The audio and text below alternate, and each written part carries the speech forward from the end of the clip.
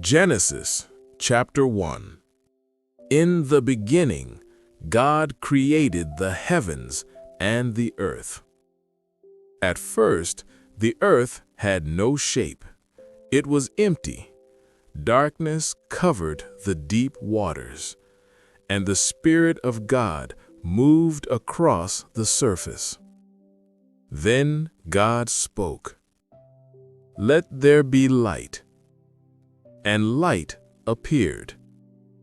God saw that the light was good, and he separated the light from the darkness. He called the light day, and the darkness night. This was the first day. Then God spoke again. "Let there be space between the waters, to separate water from water." And it happened. God made the sky, separating the waters above from the waters below. He called this space heaven. This was the second day. Then God said, "Let the waters under the sky gather into one place, and let dry land appear." And it was so. God called the dry land earth, and the gathered waters seas. And he saw that it was good.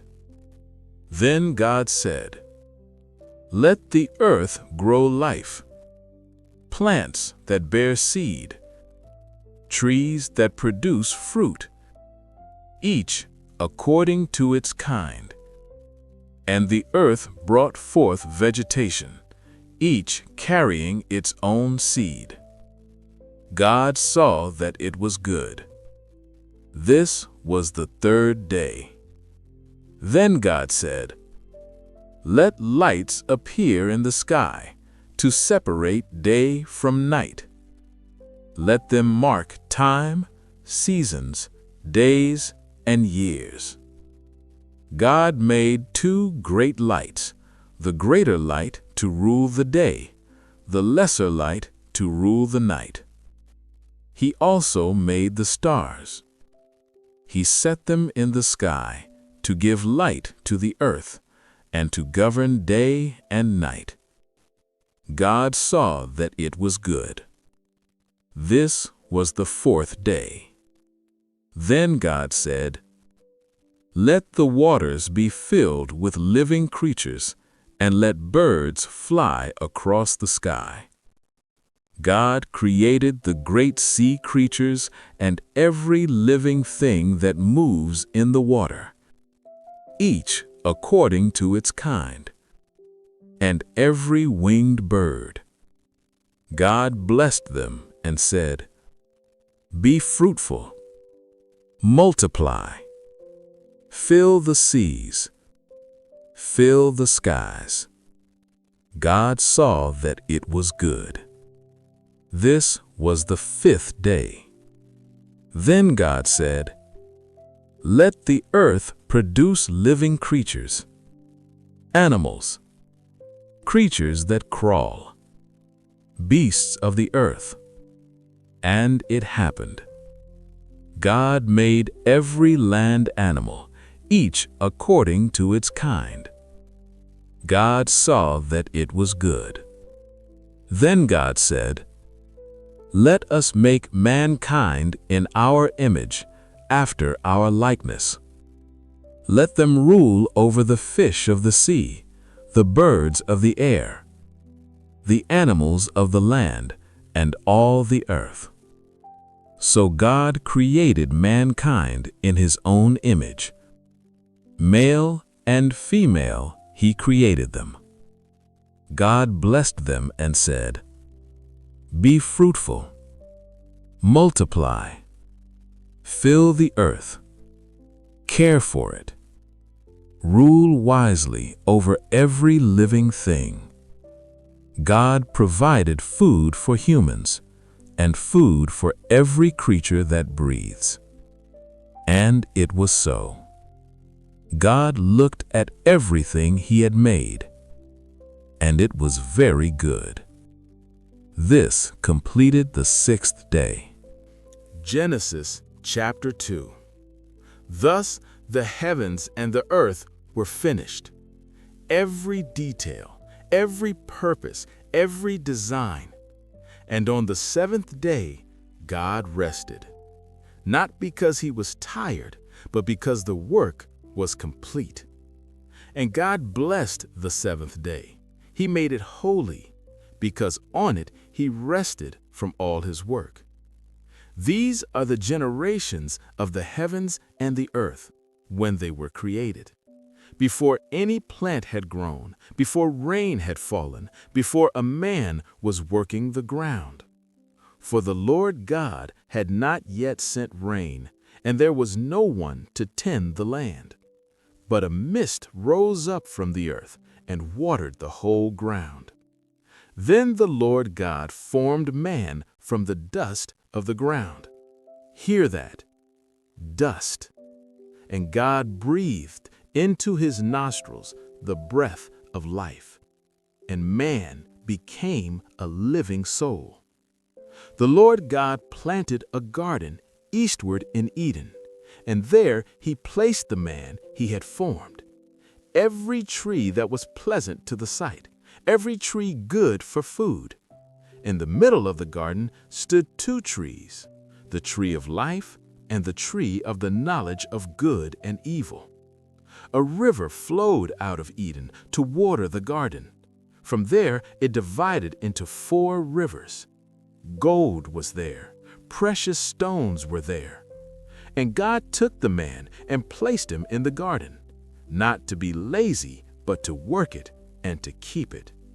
And the Lord God commanded the man, "You may freely eat from every tree of the garden, but from the tree of the knowledge of good and evil you shall not eat. For in the day you eat from it, you shall surely die." Then the Lord God said, "It is not good for man to be alone." Hear that. Everything else was good, but loneliness was not. I will make a helper suitable for him. God formed every animal and every bird and brought them to the man to see what he would call them. And whatever the man called them, that was their name. Authority, stewardship, purpose. But among all creation, there was no helper found for the man. So the Lord God caused the man to fall into a deep sleep. And while he slept, God took one of his ribs, and from that rib God made a woman, and he brought her to the man. And the man said, "This is now bone of my bones and flesh of my flesh. She shall be called woman, because she was taken out of man. For this reason, a man shall leave his father and mother and be joined to his wife, and the two shall become one flesh. And the man and his wife were both naked, and they were not ashamed." Closing preacher pause. God didn't just create a world. He created purpose, order, relationship, and he's still doing it today. Genesis chapter 3. Now the serpent was more subtle than any beast of the field which the Lord God had made. And he said unto the woman, Yea, hath God said, Ye shall not eat of every tree of the garden? And the woman said unto the serpent, We may eat of the fruit of the trees of the garden, but of the fruit of the tree which is in the midst of the garden, God hath said, Ye shall not eat of it, neither shall ye touch it, lest ye die. And the serpent said unto the woman, Ye shall not surely die. For God doth know that in the day ye eat thereof, then your eyes shall be opened, and ye shall be as gods, knowing good and evil. And when the woman saw that the tree was good for food, and that it was pleasant to the eyes, and a tree to be desired to make one wise, She took of the fruit thereof, and did eat, and gave also unto her husband with her, and he did eat. And the eyes of them both were opened, and they knew that they were naked, and they sewed fig leaves together, and made themselves aprons.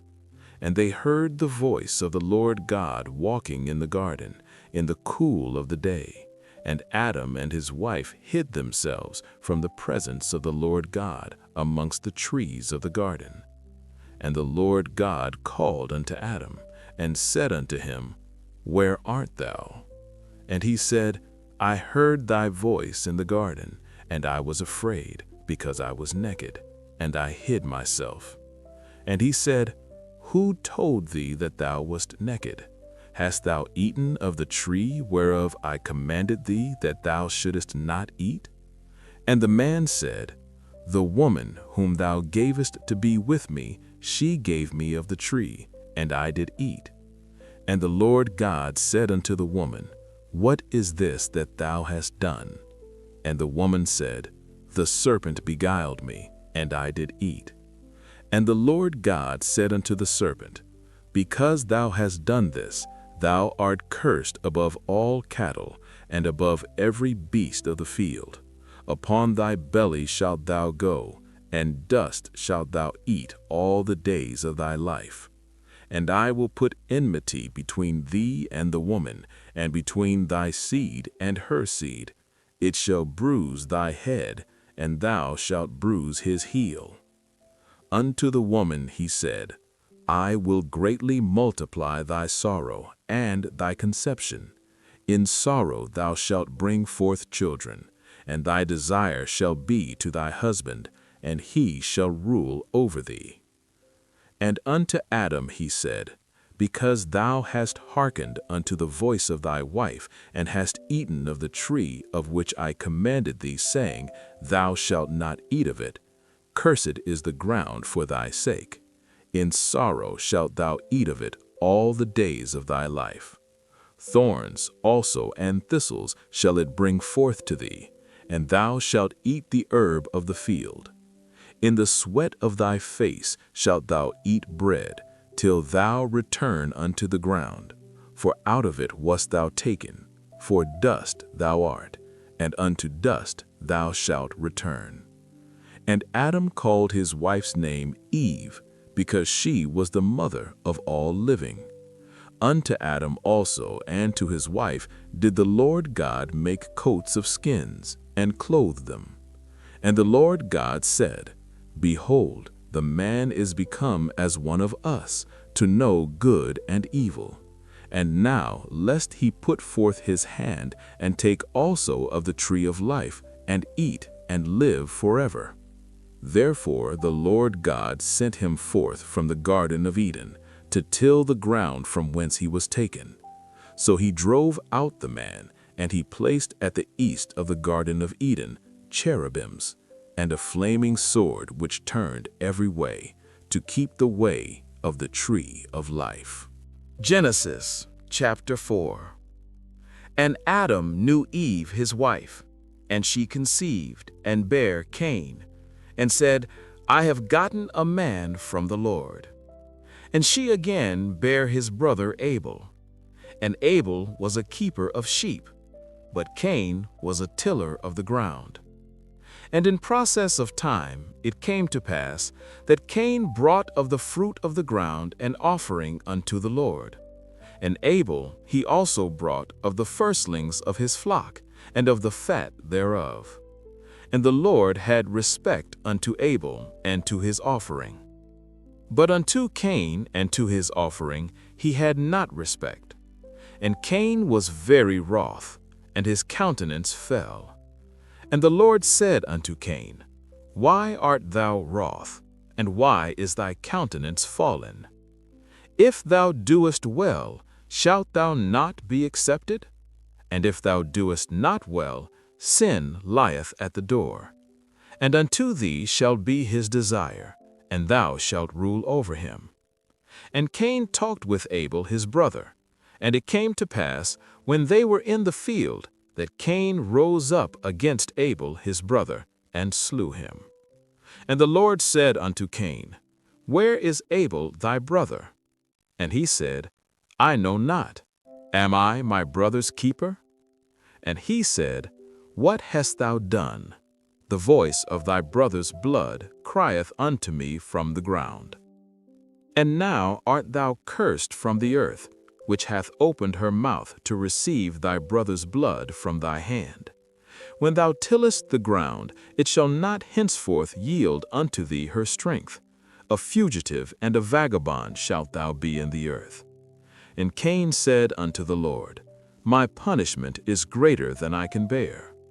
Behold, thou hast driven me out this day from the face of the earth, and from thy face shall I be hid, and I shall be a fugitive and a vagabond in the earth. And it shall come to pass that every one that findeth me shall slay me. And the Lord said unto him, Therefore whosoever slayeth Cain, vengeance shall be taken on him sevenfold. And the Lord set a mark upon Cain, lest any finding him should kill him. And Cain went out from the presence of the Lord, and dwelt in the land of Nod, on the east of Eden. And Cain knew his wife, and she conceived and bare Enoch. And he builded a city, and called the name of the city after the name of his son, Enoch. And Adam knew his wife again, and she bare a son, and called his name Seth. For God, said she, hath appointed me another seed instead of Abel, whom Cain slew. And to Seth, to him also, there was born a son, and he called his name Enos.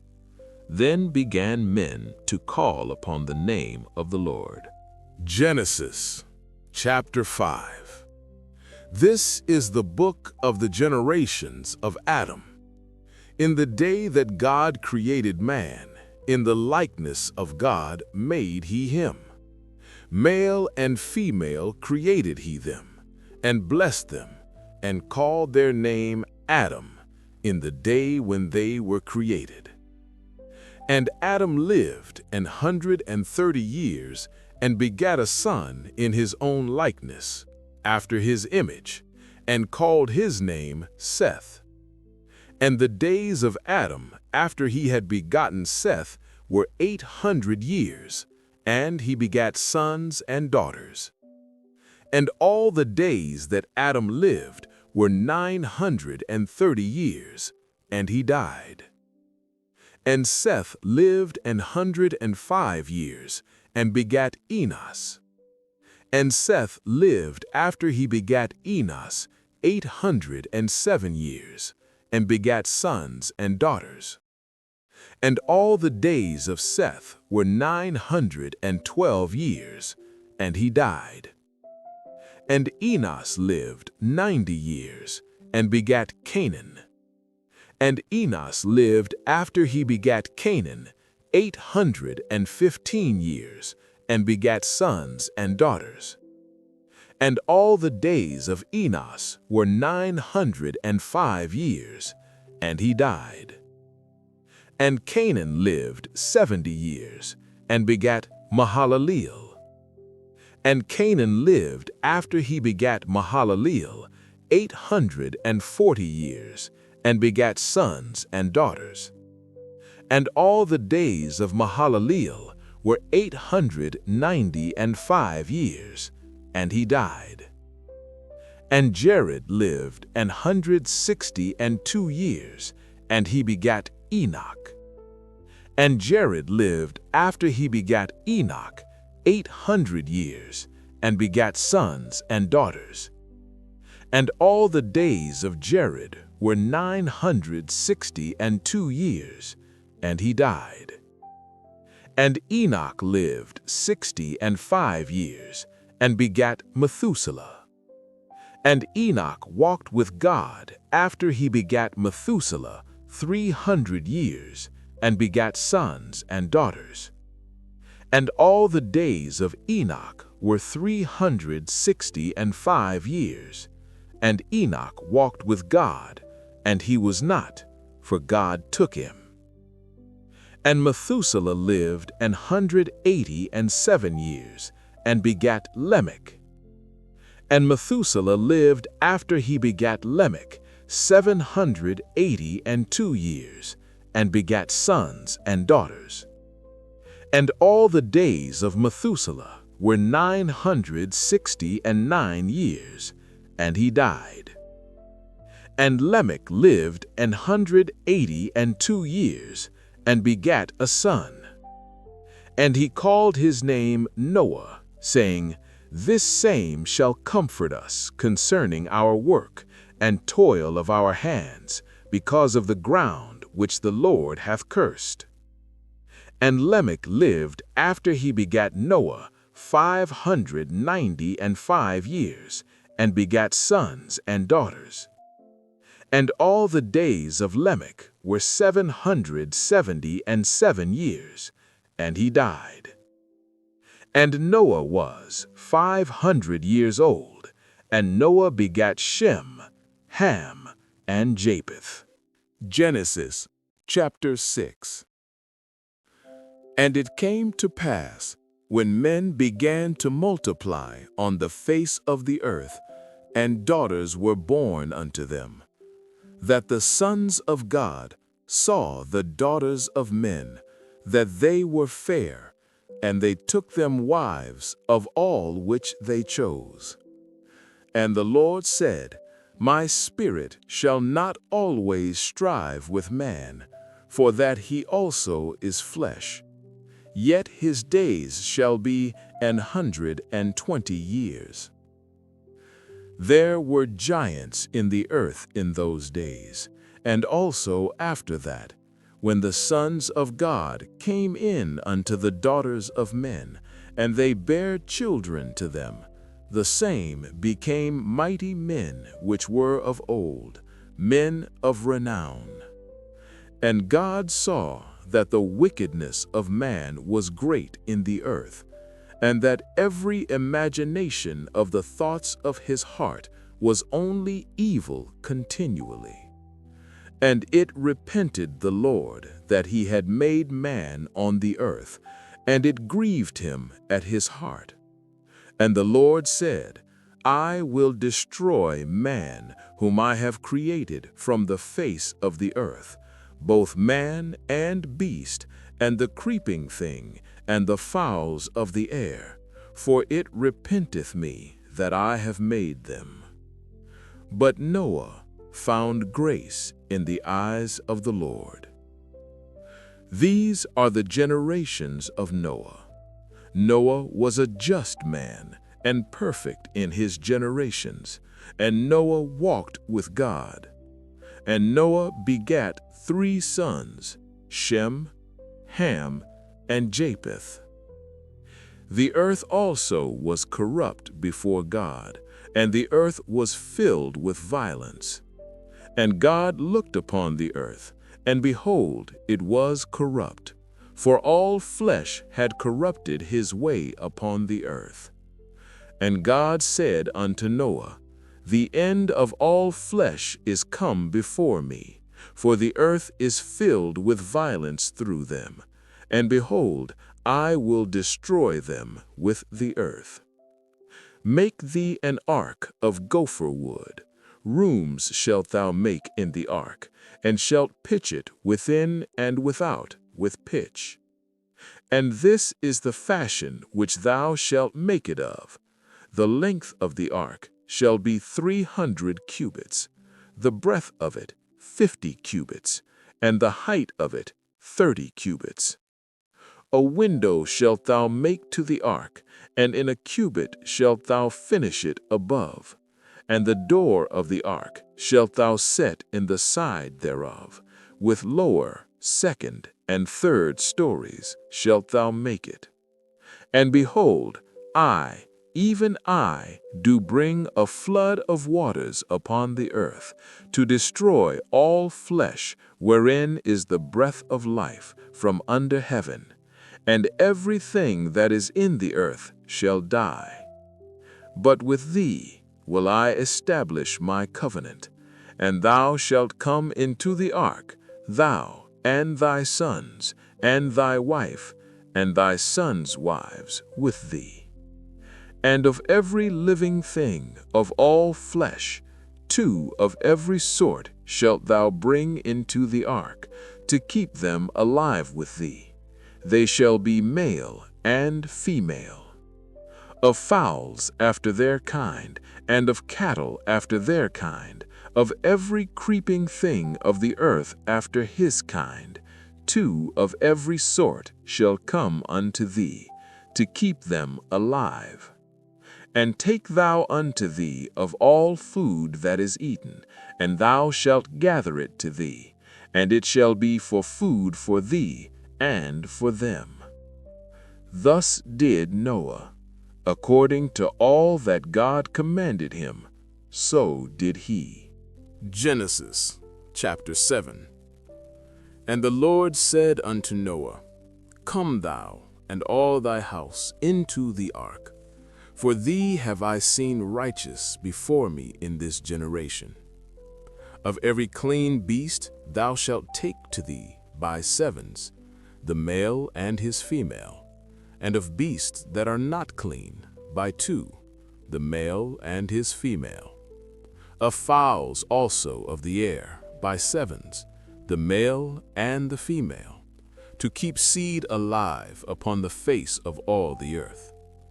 For yet 7 days, and I will cause it to rain upon the earth 40 days and 40 nights, and every living substance that I have made will I destroy from off the face of the earth. And Noah did according unto all that the Lord commanded him. And Noah was 600 years old when the flood of waters was upon the earth. And Noah went in, and his sons, and his wife, and his sons' wives with him, into the ark, because of the waters of the flood. Of clean beasts, and of beasts that are not clean, and of fowls, and of everything that creepeth upon the earth. There went in 2 and 2 unto Noah into the ark, the male and the female, as God had commanded Noah. And it came to pass, after 7 days, that the waters of the flood were upon the earth. In the 600th year of Noah's life, in the 2nd month, the 17th day of the month, the same day were all the fountains of the great deep broken up, and the windows of heaven were opened. And the rain was upon the earth 40 days and 40 nights. In the selfsame day entered Noah, and Shem, and Ham, and Japheth, the sons of Noah, and Noah's wife, and the 3 wives of his sons with them, into the ark, they and every beast after his kind, and all the cattle after their kind, and every creeping thing that creepeth upon the earth after his kind, and every fowl after his kind, every bird of every sort. And they went in unto Noah into the ark, 2 and 2 of all flesh, wherein is the breath of life. And they that went in male and female of all flesh, as God had commanded him. And the Lord shut him in. And the flood was 40 days upon the earth. And the waters increased and bare up the ark, and it was lifted up above the earth. And the waters prevailed and were increased greatly upon the earth, and the ark went upon the face of the waters. And the waters prevailed exceedingly upon the earth, and all the high hills that were under the whole heaven were covered. 15 cubits upward did the waters prevail, and the mountains were covered. And all flesh died that moved upon the earth, both of fowl and of cattle, and of beast, and of every creeping thing that creepeth upon the earth, and every man, all in whose nostrils was the breath of life, of all that was in the dry land, died. And every living substance was destroyed, which was upon the face of the ground, both man and cattle, and the creeping things, and the fowl of the heaven, and they were destroyed from the earth. And Noah only remained alive, and they that were with him in the ark. And the waters prevailed upon the earth 150 days. Genesis chapter 8. And God remembered Noah, and every living thing, and all the cattle that was with him in the ark. And God made a wind to pass over the earth, and the waters assuaged. The fountains also of the deep and the windows of heaven were stopped, and the rain from heaven was restrained. And the waters returned from off the earth continually, and after the end of the 150 days the waters were abated. And the ark rested in the 7th month, on the 17th day of the month, upon the mountains of Ararat. And the waters decreased continually until the 10th month. In the 10th month, on the 1st day of the month, were the tops of the mountains seen. And it came to pass at the end of 40 days that Noah opened the window of the ark which he had made, and he sent forth the raven, which went forth to and fro, until the waters were dried up from off the earth. Also he sent forth a dove from him, to see if the waters were abated from off the face of the ground. But the dove found no rest for the sole of her foot, and she returned unto him into the ark, for the waters were on the face of the whole earth. Then he put forth his hand, and took her, and pulled her in unto him into the ark. And he stayed yet other 7 days, and again he sent forth the dove out of the ark. And the dove came in to him in the evening, and lo, in her mouth was an olive leaf plucked off. So Noah knew that the waters were abated from off the earth. And he stayed yet other 7 days, and sent forth the dove, which returned not again unto him any more. And it came to pass in the 601st year, in the 1st month, the 1st day of the month, the waters were dried up from off the earth. And Noah removed the covering of the ark, and looked, and behold, the face of the ground was dry. And in the 2nd month, on the 27th day of the month, was the earth dried. And God spake unto Noah, saying, Go forth of the ark, thou, and thy wife, and thy sons wives with thee. Bring forth with thee every living thing that is with thee, of all flesh, both of fowl and of cattle, and of every creeping thing that creepeth upon the earth, that they may breed abundantly in the earth, and be fruitful, and multiply upon the earth. And Noah went forth, and his sons, and his wife, and his sons' wives with him. Every beast, every creeping thing, and every fowl, and whatsoever creepeth upon the earth, after their kinds, went forth out of the ark. And Noah builded an altar unto the Lord, and took of every clean beast, and of every clean fowl, and offered burnt offerings on the altar. And the Lord smelled a sweet savor, and the Lord said in his heart, I will not again curse the ground any more for man's sake, for the imagination of man's heart is evil from his youth. Neither will I again smite any more everything living as I have done. While the earth remaineth, seed time and harvest, and cold and heat, and summer and winter, and day and night shall not cease. Chapter 9. And God blessed Noah and his sons, and said unto them, Be fruitful, and multiply, and replenish the earth. And the fear of you and the dread of you shall be upon every beast of the earth, and upon every fowl of the air, upon all that moveth upon the earth, and upon all the fishes of the sea. Into your hand are they delivered. Every moving thing that liveth shall be meat for you. Even as the green herb have I given you all things. But flesh with the life thereof, which is the blood thereof, shall you not eat. And surely your blood of your lives will I require, At the hand of every beast will I require it, and at the hand of man. At the hand of every man's brother will I require the life of man. Whoso sheddeth man's blood, by man shall his blood be shed, for in the image of God made he man. And you, be ye fruitful, and multiply, bring forth abundantly in the earth, and multiply therein.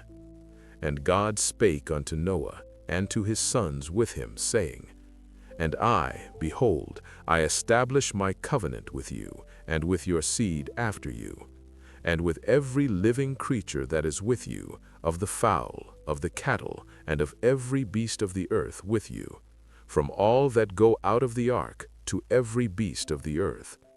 And I will establish my covenant with you, neither shall all flesh be cut off any more by the waters of a flood, neither shall there any more be a flood to destroy the earth.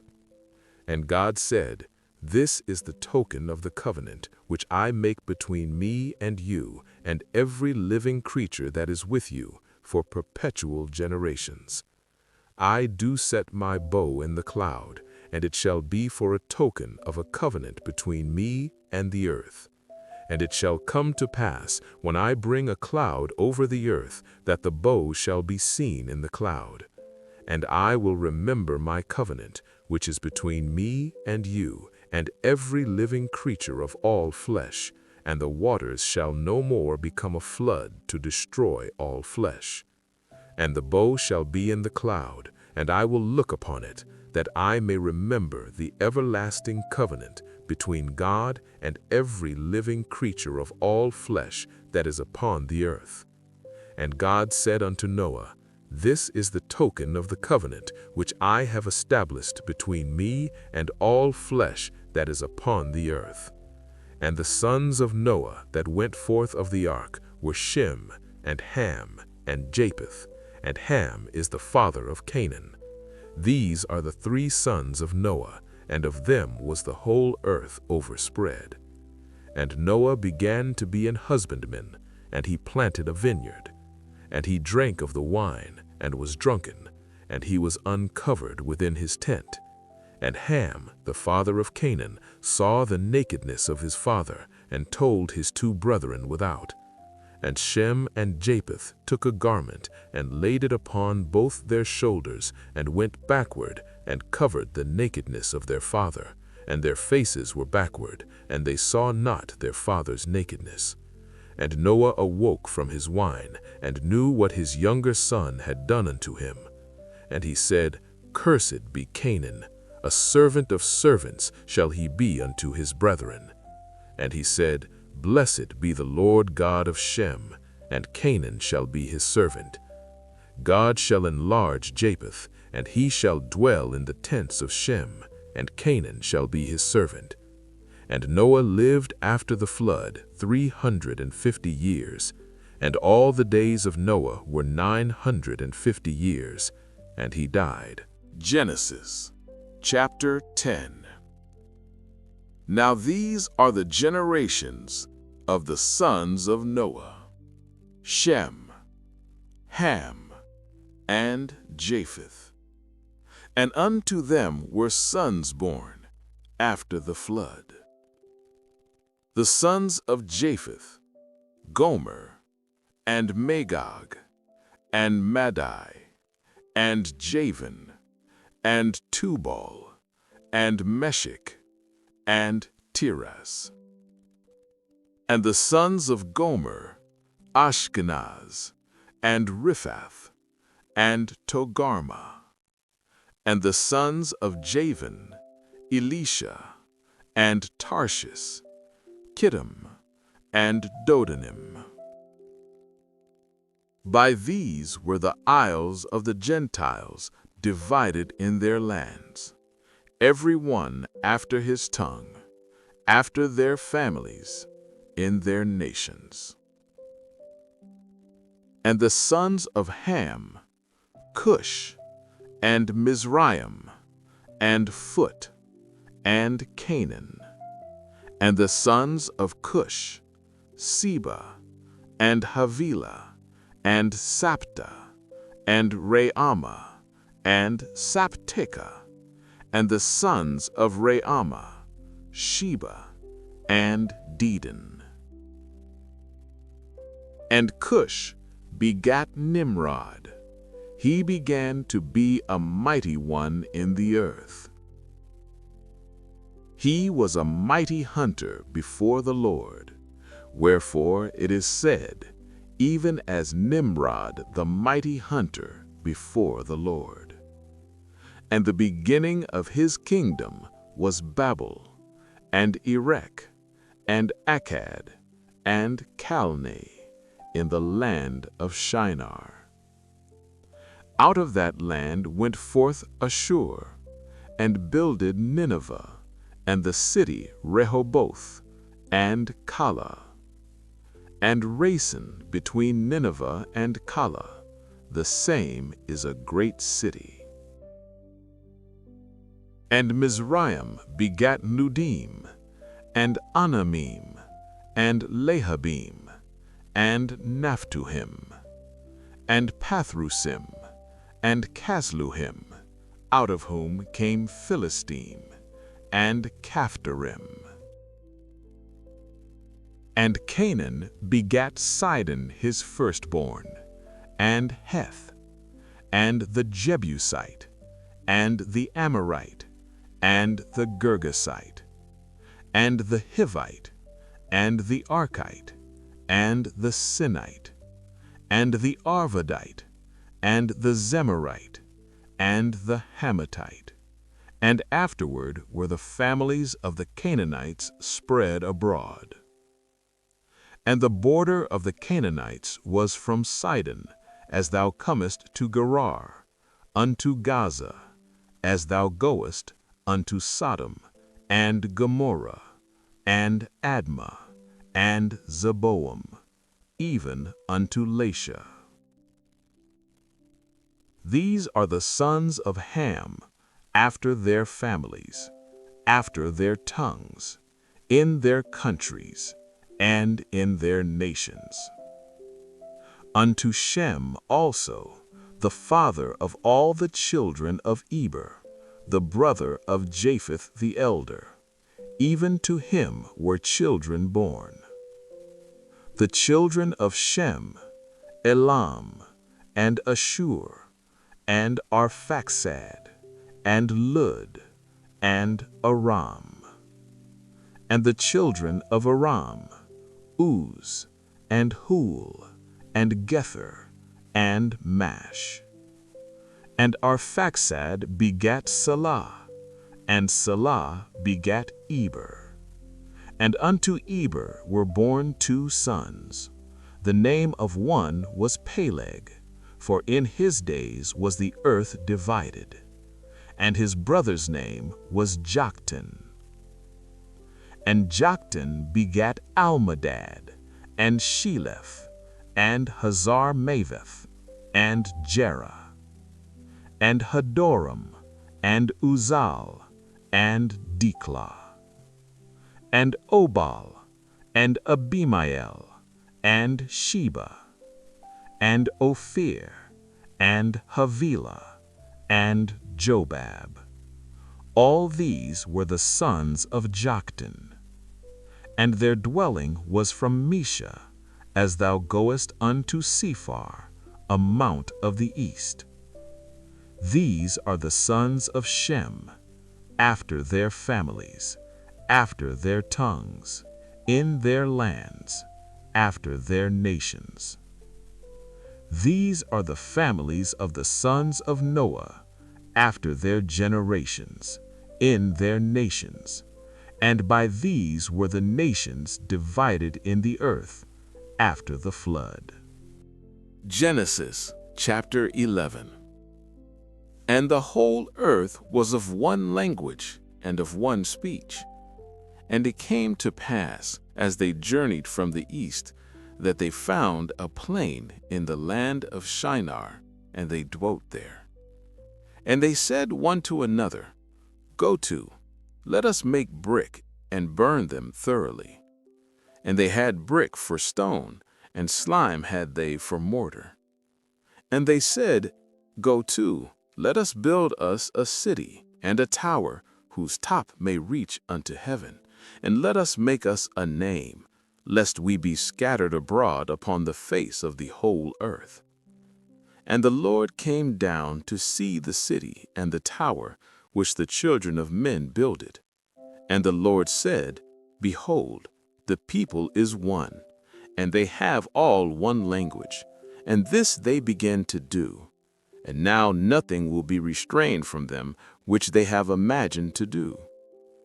Go to, let us go down, and there confound their language, that they may not understand one another's speech. So the Lord scattered them abroad, from thence, upon the face of all the earth, and they left off to build the city. Therefore is the name of it called Babel, because the Lord did there confound the language of all the earth, and from thence did the Lord scatter them abroad upon the face of all the earth. These are the generations of Shem. Shem was 100 years old, and begat Arphaxad 2 years after the flood. And Shem lived after he begat Arphaxad 500 years, and begat sons and daughters. And Arphaxad lived 35 years, and begat Salah. And Arphaxad lived after he begat Salah 403 years, and begat sons and daughters. And Salah lived 30 years, and begat Eber.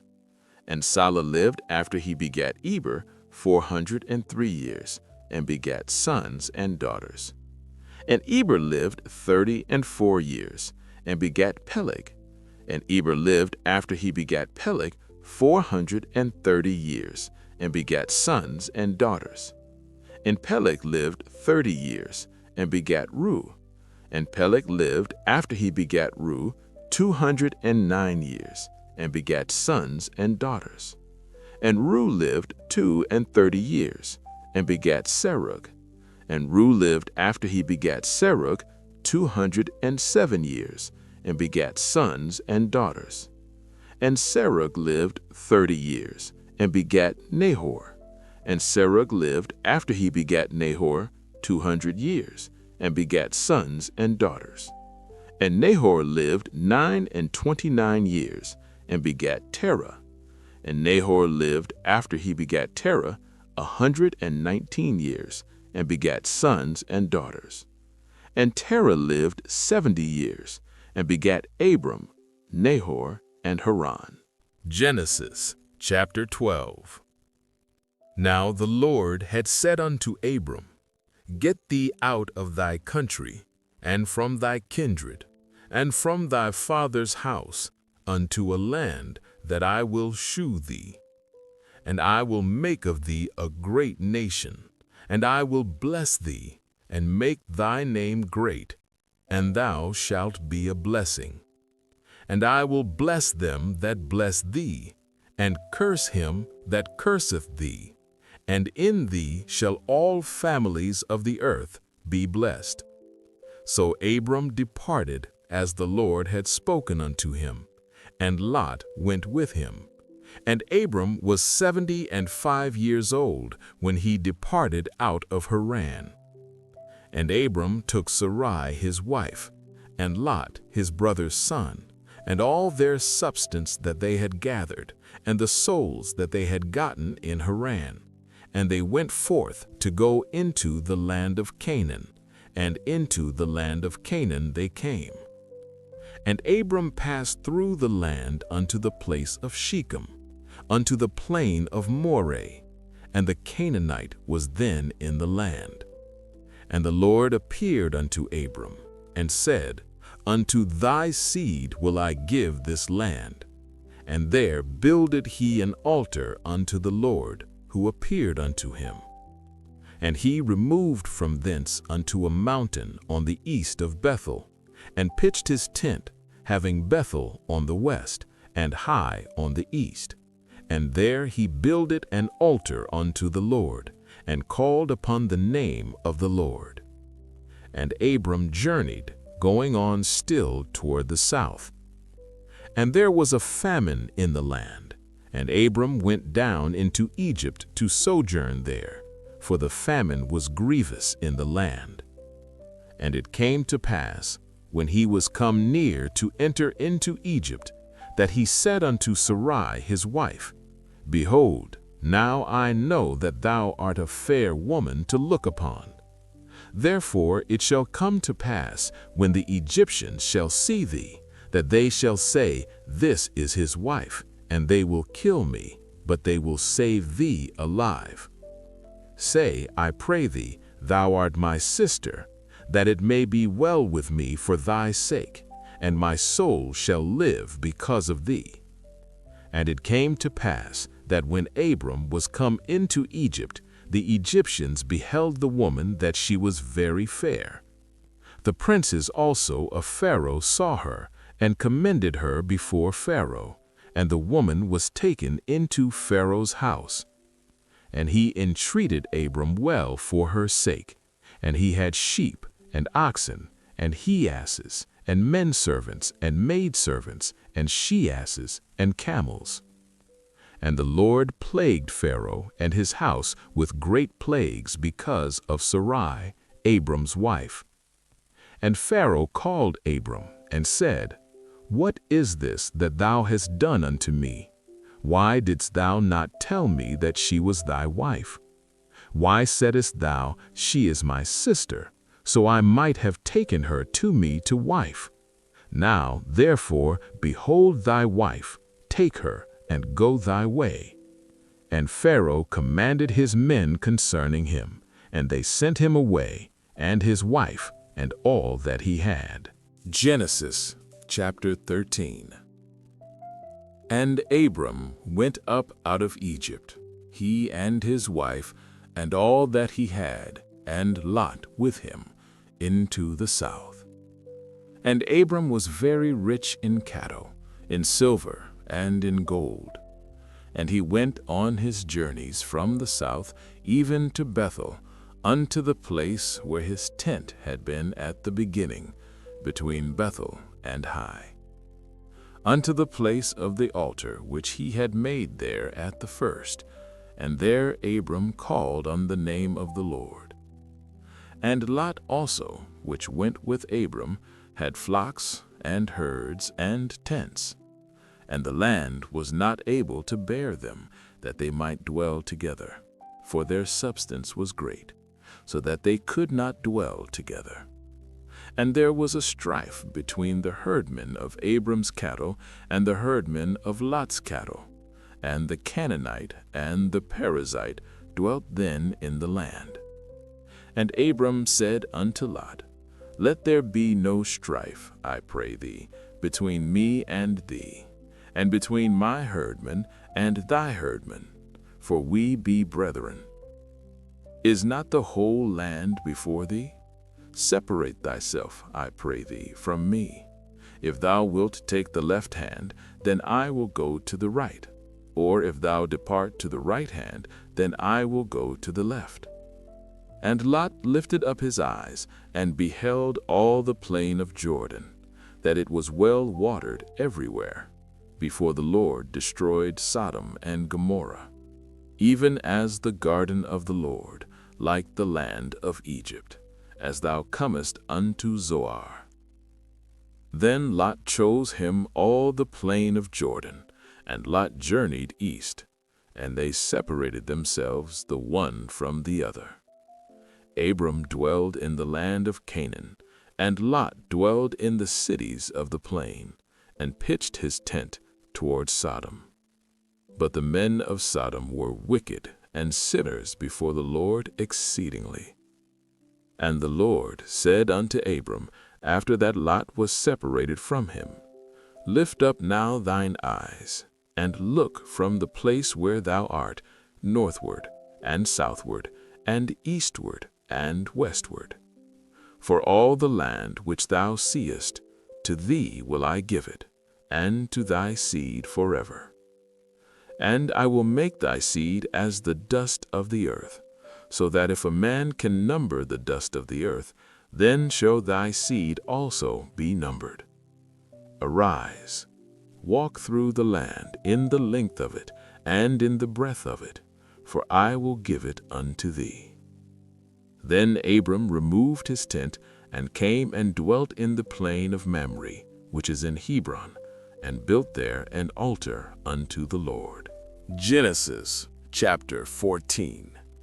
And it came to pass, in the days of Amraphel, king of Shinar, Arioch, king of Elasar, Chedorlaomer, king of Elam, and Tidal, king of nations, that these made war with Bera, king of Sodom, and with Bersha, king of Gomorrah, Shinab, king of Admah, and Shemeber, king of Zeboim, and the king of Bela, which is Zor. All these were joined together in the vale of Siddim, which is the Salt Sea. 12 years they served Chedorlaomer, and in the 13th year they rebelled. And in the 14th year came Chedorlaomer and the kings that were with him, and smote the Rephaims in Ashtaroth Karnaim, and the Zuzims in Ham, and the Emims in Shaveh Kiriathaim, and the Horites in their Mount Seir, unto El Paran, which is by the wilderness. And they returned, and came to En-Mishpat, which is Kadesh, and smote all the country of the Amalekites, and also the Amorites that dwelt in Hazezon Tamar. And there went out the king of Sodom, and the king of Gomorrah, and the king of Admah, and the king of Zeboim, and the king of Bela, the same is Zor, and they joined battle with them in the vale of Siddim, with Chedorlaomer the king of Elam, and with Tidal king of nations, and Amraphel king of Shinar, and Arioch king of Elasar, 4 kings with 5. And the vale of Siddim was full of slime pits, and the kings of Sodom and Gomorrah fled and fell there, and they that remained fled to the mountain. And they took all the goods of Sodom and Gomorrah, and all their victuals, and went their way. And they took Lot, Abram's brother's son, who dwelt in Sodom, and his goods, and departed. And there came one that had escaped, and told Abram the Hebrew, for he dwelt in the plain of Mamre the Amorite, brother of Eshcol, and brother of Aner, and these were confederate with Abram. And when Abram heard that his brother was taken captive, he armed his trained servants, born in his own house, 318, and pursued them unto Dan. And he divided himself against them, he and his servants by night, and smote them, and pursued them unto Hobah, which is on the left hand of Damascus. And he brought back all the goods, and also brought again his brother Lot, and his goods, and the women also, and the people. And the king of Sodom went out to meet him after his return from the slaughter of Chedorlaomer and of the kings that were with him at the valley of Shaveh, which is the king's dale. And Melchizedek, king of Salem, brought forth bread and wine, and he was the priest of the Most High God. And he blessed him and said, Blessed be Abram of the Most High God, possessor of heaven and earth. And blessed be the Most High God, which hath delivered thine enemies into thine hand. And he gave him tithes of all. And the king of Sodom said unto Abram, Give me the persons, and take the goods to thyself. And Abram said to the king of Sodom, I have lifted up mine hand unto the Lord, the Most High God, the possessor of heaven and earth, that I will not take from a thread even to a shoe latchet, and that I will not take anything that is thine, lest thou shouldest say, I have made Abram rich. Save only that which the young men have eaten, and the portion of the men which went with me, Aner, Eshcol, and Mamre, let them take their portion. Genesis chapter 15. After these things, the word of the Lord came unto Abram in a vision, saying, Fear not, Abram, I am thy shield, and thy exceeding great reward. And Abram said, Lord God, what wilt thou give me, seeing I go childless, and the steward of my house is this Eleazar of Damascus? And Abram said, Behold, to me thou hast given no seed, and lo, one born in my house is mine heir. And behold, the word of the Lord came unto him, saying, This shall not be thine heir, but he that shall come forth out of thine own bowels shall be thine heir. And he brought him forth abroad, and said, Look now toward heaven, and tell the stars, if thou be able to number them. And he said unto him, So shall thy seed be. And he believed in the Lord, and he counted it to him for righteousness. And he said unto him, I am the Lord that brought thee out of Ur of the Chaldees to give thee this land to inherit it. And he said, Lord God, whereby shall I know that I shall inherit it?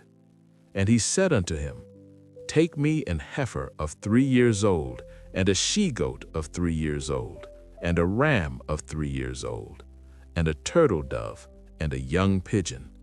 And he took unto him all these, and divided them in the midst, and laid each piece one against another. But the birds divided he not. And when the fowls came down upon the carcasses, Abram drove them away. And when the sun was going down, a deep sleep fell upon Abram, and lo, an horror of great darkness fell upon him. And he said unto Abram, Know of a surety that thy seed shall be a stranger in a land that is not theirs, and shall serve them, and they shall afflict them 400 years. And also that nation whom they shall serve will I judge, and afterward shall they come out with great substance. And thou shalt go to thy fathers in peace. Thou shalt be buried in a good old age. But in the 4th generation they shall come hither again, for the iniquity of the Amorites is not yet full. And it came to pass that when the sun went down and it was dark, behold, a smoking furnace and a burning lamp that passed between those pieces. In the same day the Lord made a covenant with Abram, saying, Unto thy seed have I given this land, from the river of Egypt unto the great river, the river Euphrates, the Kenites and the Kenizzites and the Kadmonites, and the Hittites and the Perizzites and the Rephaims, and the Amorites and the Canaanites and the Jebusites. Genesis chapter 16. Now Sarai, Abram's wife, bare him no children, and she had an handmaid, an Egyptian, whose name was Hagar. And Sarai said unto Abram, Behold now, the Lord hath restrained me from bearing. I pray thee, go in unto my maid. It may be that I may obtain children by her. And Abram hearkened to the voice of Sarai. And Sarai, Abram's wife, took Hagar, her maid the Egyptian, after Abram had dwelt 10 years in the land of Canaan, and gave her to her husband Abram to be his wife. And he went in unto Hagar, and she conceived. And when she saw that she had conceived, her mistress was despised in her eyes. And Sarai said unto Abram, My wrong be upon thee. I have given my maid into thy bosom. And when she saw that she had conceived, I was despised in her eyes. The Lord judge between me and thee. But Abram said unto Sarai, Behold, thy maid is in thy hand. Do to her as it pleaseth thee. And when Sarai dealt hardly with her, she fled from her face. And the angel of the Lord found her by a fountain of water in the wilderness, by the fountain in the way to Shur. And he said, Hagar, Sarai's maid, whence camest thou, and whither wilt thou go? And she said, I flee from the face of my mistress Sarai. And the angel of the Lord said unto her, Return to thy mistress, and submit thyself under her hands. And the angel of the Lord said unto her, I will multiply thy seed exceedingly, that it shall not be numbered for multitude. And the angel of the Lord said unto her, Behold, thou art with child, and shalt bear a son, and shalt call his name Ishmael, because the Lord hath heard thy affliction. And he will be a wild man, his hand will be against every man, and every man's hand against him, and he shall dwell in the presence of all his brethren. And she called the name of the Lord that spake unto her, Thou God seest me. For she said, Have I also here looked after him that seeth me? Wherefore the well was called Beer Lachairoi. Behold, it is between Kadesh and Bered. And Hagar bare Abram a son, and Abram called his son's name, which Hagar bare, Ishmael.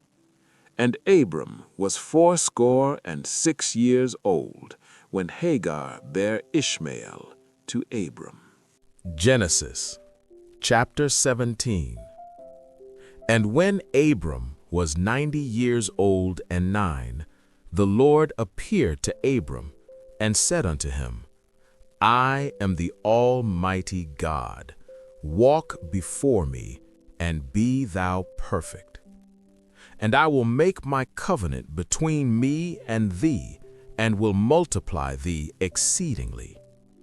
And Abram fell on his face, and God talked with him, saying, As for me, behold, my covenant is with thee, and thou shalt be a father of many nations.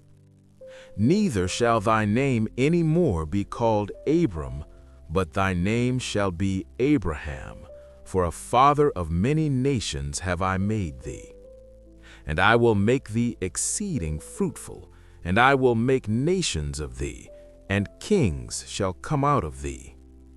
And I will establish my covenant between me and thee, and thy seed after thee, in their generations, for an everlasting covenant, to be a God unto thee, and to thy seed after thee. And I will give unto thee, and to thy seed after thee, the land wherein thou art a stranger, all the land of Canaan, for an everlasting possession, and I will be their God. And God said unto Abraham, Thou shalt keep my covenant therefore, thou and thy seed after thee, in their generations. This is my covenant, which ye shall keep between me and you and thy seed after thee. Every man-child among you shall be circumcised. And ye shall circumcise the flesh of your foreskin, and it shall be a token of the covenant betwixt me and you. And he that is 8 days old shall be circumcised among you, every man-child in your generations, he that is born in the house or bought with money of any stranger, which is not of thy seed. He that is born in thy house, and he that is bought with thy money, must needs be circumcised, and my covenant shall be in your flesh for an everlasting covenant. And the uncircumcised man-child, whose flesh of his foreskin is not circumcised, that soul shall be cut off from his people. He hath broken my covenant. And God said unto Abraham, As for Sarai thy wife, thou shalt not call her name Sarai, but Sarah shall her name be. And I will bless her, and give thee a son also of her. Yea, I will bless her, and she shall be a mother of nations. Kings of people shall be of her.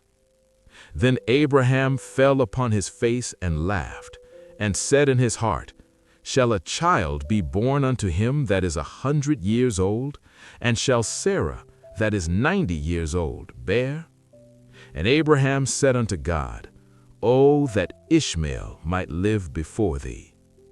And God said, Sarah thy wife shall bear thee a son indeed, and thou shalt call his name Isaac, and I will establish my covenant with him for an everlasting covenant, and with his seed after him. And as for Ishmael, I have heard thee. Behold, I have blessed him, and will make him fruitful, and will multiply him exceedingly. 12 princes shall he beget, and I will make him a great nation. But my covenant will I establish with Isaac, which Sarah shall bear unto thee at this set time in the next year. And he left off talking with him, and God went up from Abraham. And Abraham took Ishmael his son, and all that were born in his house, and all that were bought with his money, every male among the men of Abraham's house, and circumcised the flesh of their foreskin in the selfsame day, as God had said unto him. And Abraham was 90 years old and 9 when he was circumcised in the flesh of his foreskin. And Ishmael his son was 13 years old when he was circumcised in the flesh of his foreskin. In the selfsame day was Abraham circumcised, and Ishmael his son. And all the men of his house, born in the house and bought with money of the stranger, were circumcised with him. Genesis chapter 18. And the Lord appeared unto him in the plains of Mamre, and he sat in the tent door in the heat of the day. And he lifted up his eyes and looked, and lo, 3 men stood by him. And when he saw them, he ran to meet them from the tent door, and bowed himself toward the ground, and said, My Lord, if now I have found favor in thy sight, pass not away, I pray thee, from thy servant. Let a little water, I pray you, be fetched, and wash your feet, and rest yourselves under the tree. And I will fetch a morsel of bread, and comfort ye your hearts.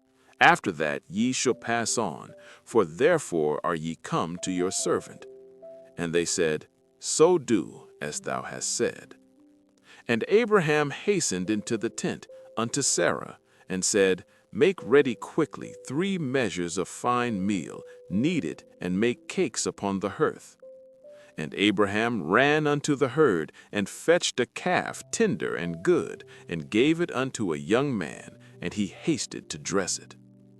And he took butter and milk, and the calf which he had dressed, and set it before them, and he stood by them under the tree, and they did eat. And they said unto him, Where is Sarah thy wife? And he said, Behold, in the tent. And he said, I will certainly return unto thee according to the time of life, and lo, Sarah thy wife shall have a son. And Sarah heard it in the tent door which was behind him. Now Abraham and Sarah were old and well stricken in age, and it ceased to be with Sarah after the manner of women. Therefore Sarah laughed within herself, saying, After I am waxed old, shall I have pleasure, my Lord being old also? And the Lord said unto Abraham, Wherefore did Sarah laugh, saying, Shall I of a surety bear a child which am old? Is anything too hard for the Lord? At the time appointed I will return unto thee, according to the time of life, and Sarah shall have a son. Then Sarah denied, saying, I laughed not, for she was afraid. And he said, Nay, but thou didst laugh. And the men rose up from thence, and looked toward Sodom, and Abraham went with them to bring them on the way. And the Lord said, Shall I hide from Abraham that thing which I do? Seeing that Abraham shall surely become a great and mighty nation, and all the nations of the earth shall be blessed in him? For I know him, that he will command his children and his household after him, and they shall keep the way of the Lord, to do justice and judgment, that the Lord may bring upon Abraham that which he hath spoken of him. And the Lord said, Because the cry of Sodom and Gomorrah is great, and because their sin is very grievous, I will go down now and see whether they have done altogether according to the cry of it which is come unto me, and if not, I will know. And the men turned their faces from thence, and went toward Sodom. But Abraham stood yet before the Lord. And Abraham drew near, and said, Wilt thou also destroy the righteous with the wicked? Peradventure there be 50 righteous within the city. Wilt thou also destroy and not spare the place for the 50 righteous that are therein? That be far from thee to do after this manner, to slay the righteous with the wicked, and that the righteous should be as the wicked. That be far from thee. Shall not the judge of all the earth do right? And the Lord said, If I find in Sodom 50 righteous within the city, then I will spare all the place for their sakes. And Abraham answered and said, Behold now, I have taken upon me to speak unto the Lord, which am but dust and ashes. Peradventure there shall lack 5 of the 50 righteous. Wilt thou destroy all the city for lack of 5? And he said, If I find there 45, I will not destroy it. And he spake unto him yet again, and said, Peradventure there shall be 40 found there. And he said, I will not do it for 40's sake. And he said unto him, O let the Lord not be angry, and I will speak. Peradventure there shall be 30 found there. And he said, I will not do it if I find 30 there. And he said, Behold now, I have taken upon me to speak unto the Lord. Peradventure there shall be 20 found there. And he said, I will not destroy it for 20's sake. And he said, O let the Lord not be angry, and I will speak yet but this once. Peradventure 10 shall be found there. And he said, I will not destroy it for 10's sake. And the Lord went his way, as soon as he had left communing with Abraham, and Abraham returned unto his place. Genesis chapter 19. And there came 2 angels to Sodom at even. And Lot sat in the gate of Sodom. And Lot, seeing them, rose up to meet them. And he bowed himself with his face toward the ground. And he said, Behold now, my lords, turn in, I pray you, into your servant's house, and tarry all night, and wash your feet, and ye shall rise up early, and go on your ways. And they said, Nay, but we will abide in the street all night. And he pressed upon them greatly. And they turned in unto him, and entered into his house. And he made them a feast, and did bake unleavened bread, and they did eat. But before they lay down, the men of the city, even the men of Sodom, compassed the house round, both old and young, all the people from every quarter. And they called unto Lot, and said unto him, Where are the men which came in to thee this night? Bring them out unto us, that we may know them. And Lot went out at the door unto them, and shut the door after him, and said, I pray you, brethren, do not so wickedly. Behold now, I have 2 daughters, which have not known man. Let me, I pray you, bring them out unto you, and do ye to them as is good in your eyes. Only unto these men do nothing, for therefore came they under the shadow of my roof. And they said, Stand back. And they said again, This one fellow came in to sojourn, and he will needs be a judge. Now will we deal worse with thee than with them. And they pressed sore upon the man, even Lot, and came near to break the door. But the men put forth their hand, and pulled Lot into the house to them, and shut to the door. And they smote the men that were at the door of the house with blindness, both small and great, so that they wearied themselves to find the door. And the men said unto Lot, Hast thou here any besides? Son-in-law, and thy sons, and thy daughters, and whatsoever thou hast in the city, Bring them out of this place, for we will destroy this place, because the cry of them is waxen great before the face of the Lord, and the Lord hath sent us to destroy it. And Lot went out, and spake unto his sons-in-law, which married his daughters, and said, Up, get you out of this place, for the Lord will destroy this city. But he seemed as one that mocked unto his sons-in-law. And when the morning arose, then the angels hastened Lot, saying, Arise, take thy wife and thy 2 daughters which are here, lest thou be consumed in the iniquity of the city. And while he lingered, the men laid hold upon his hand, and upon the hand of his wife, and upon the hand of his 2 daughters, the Lord being merciful unto him. And they brought him forth, and set him without the city.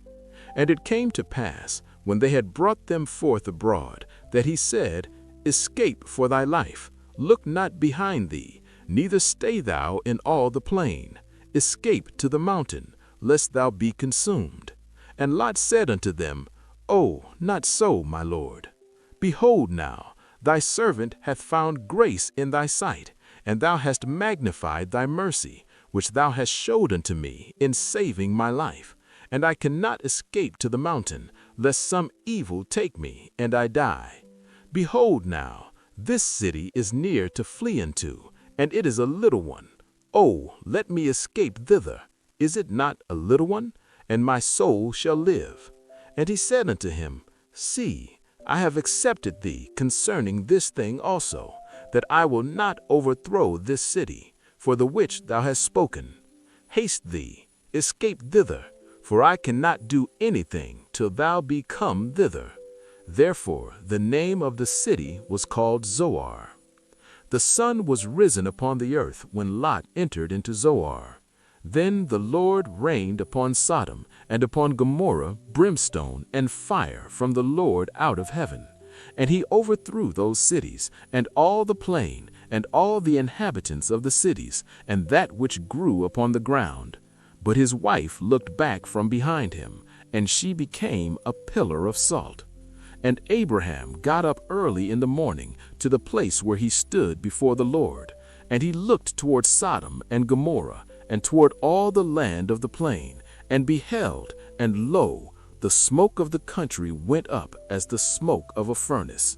And it came to pass, when God destroyed the cities of the plain, that God remembered Abraham, and sent Lot out of the midst of the overthrow, when he overthrew the cities in the which Lot dwelt. And Lot went up out of Zoar, and dwelt in the mountain, and his 2 daughters with him, for he feared to dwell in Zoar, and he dwelt in a cave, he and his 2 daughters. And the firstborn said unto the younger, Our father is old, and there is not a man in the earth to come in unto us, after the manner of all the earth. Come, let us make our father drink wine, and we will lie with him, that we may preserve seed of our father. And they made their father drink wine that night. And the firstborn went in, and lay with her father, and he perceived not when she lay down, nor when she arose. And it came to pass on the morrow, that the firstborn said unto the younger, Behold, I lay yesternight with my father. Let us make him drink wine this night also. And go thou in, and lie with him, that we may preserve seed of our father. And they made their father drink wine that night also. And the younger arose, and lay with him, and he perceived not when she lay down, nor when she arose. Thus were both the daughters of Lot with child by their father. And the firstborn bare a son, and called his name Moab. The same is the father of the Moabites unto this day. And the younger, she also bare a son, and called his name Ben-Ammi. The same is the father of the children of Ammon unto this day. Genesis chapter 20. And Abraham journeyed from thence toward the south country, and dwelled between Kadesh and Shur, and sojourned in Gerar. And Abraham said of Sarah his wife, She is my sister. And Abimelech king of Gerar sent, and took Sarah. But God came to Abimelech in a dream by night, and said to him, Behold, thou art but a dead man, for the woman which thou hast taken, for she is a man's wife. But Abimelech had not come near her, and he said, Lord, wilt thou slay also a righteous nation? Said he not unto me, She is my sister? And she, even she herself, said, He is my brother. In the integrity of my heart and innocency of my hands have I done this. And God said unto him in a dream, Yea, I know that thou didst this in the integrity of thy heart, for I also withheld thee from sinning against me. Therefore suffered I thee not to touch her. Now therefore restore the man his wife, for he is a prophet, and he shall pray for thee, and thou shalt live. And if thou restore her not, know thou that thou shalt surely die, thou and all that are thine. Therefore Abimelech rose early in the morning, and called all his servants, and told all these things in their ears, and the men were sore afraid. Then Abimelech called Abraham, and said unto him, What hast thou done unto us? And what have I offended thee, that thou hast brought on me and on my kingdom a great sin?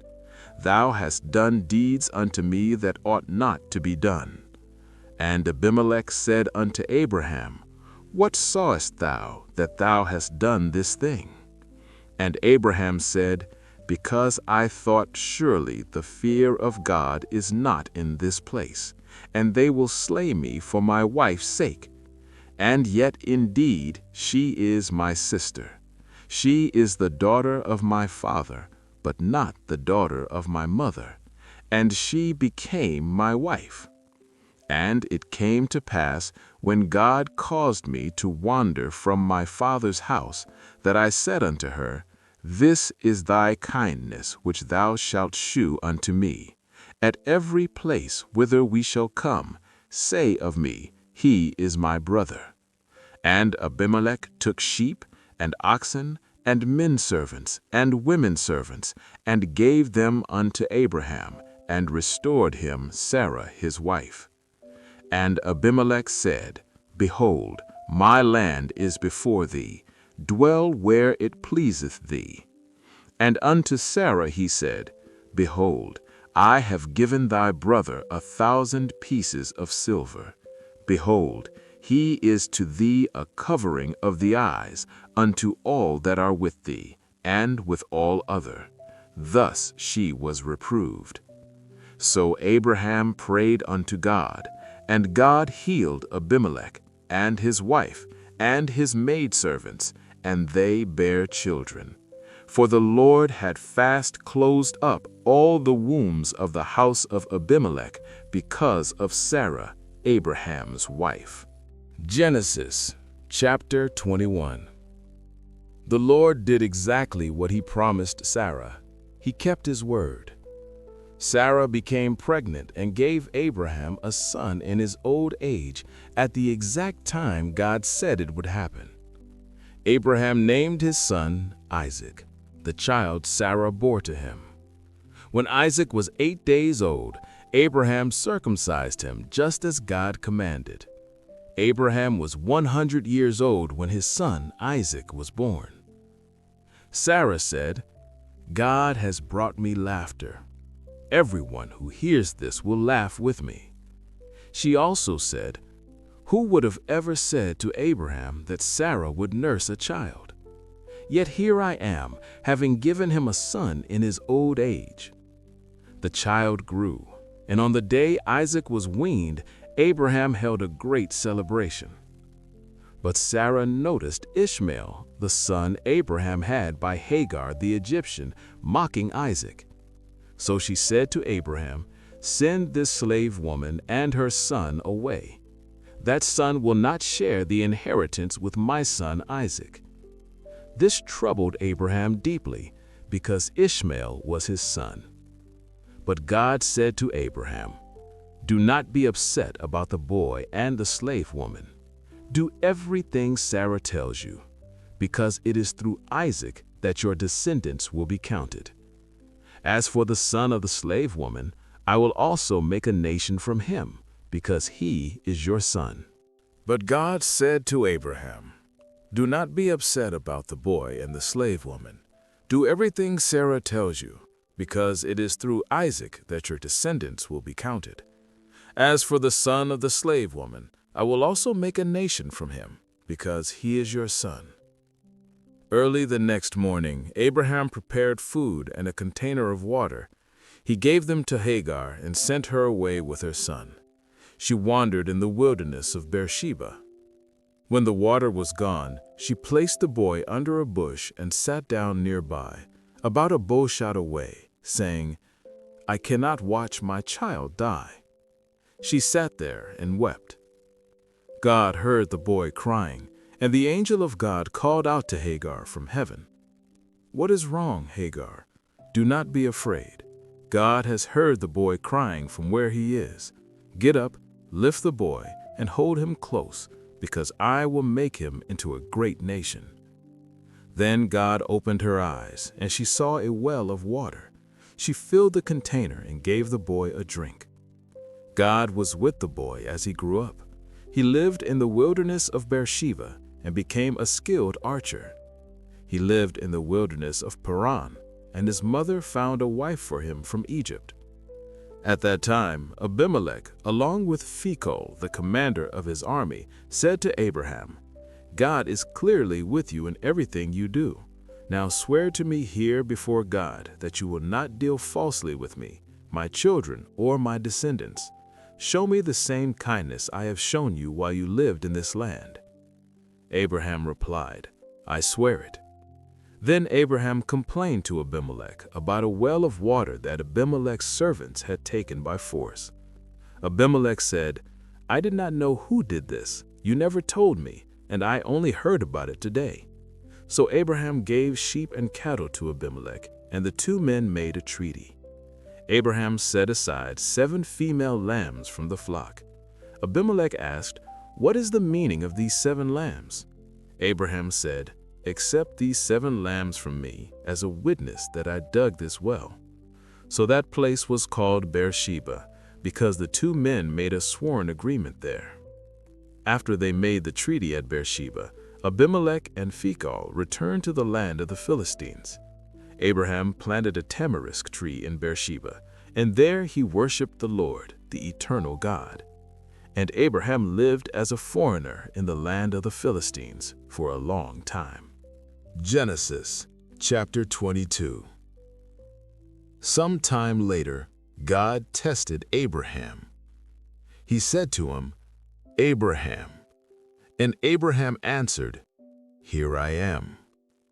God said, "Take your son, your only son, Isaac, whom you love, and go to the region of Moriah. There, offer him as a burnt offering on a mountain I will show you." Early the next morning, Abraham got up. He saddled his donkey and took with him 2 of his servants and his son Isaac. He cut the wood for the burnt offering and set out for the place God had told him about. On the 3rd day, Abraham looked up and saw the place in the distance. He said to his servants, "Stay here with the donkey. The boy and I will go over there. We will worship, and then we will come back to you." Abraham took the wood for the burnt offering and placed it on his son Isaac. He himself carried the fire and the knife. As the 2 of them walked on together, Isaac spoke up, "Father." "Yes, my son," Abraham replied. "The fire and the wood are here," Isaac said, "but where is the lamb for the burnt offering?" Abraham answered, "God himself will provide the lamb for the burnt offering, my son." And the 2 of them continued on together. When they reached the place God had told him about, Abraham built an altar there and arranged the wood on it. He bound his son Isaac and laid him on the altar on top of the wood. Then Abraham reached out his hand and took the knife to kill his son. But the angel of the Lord called out to him from heaven, "Abraham, Abraham." "Here I am," he replied. "Do not lay a hand on the boy," the angel said. "Do not do anything to him. Now I know that you fear God, because you have not withheld from me your son, your only son." Abraham looked up, and there, in a thicket, he saw a ram caught by its horns.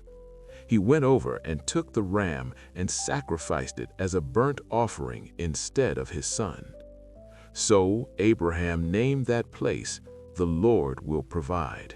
And to this day it is said, "On the mountain of the Lord it will be provided."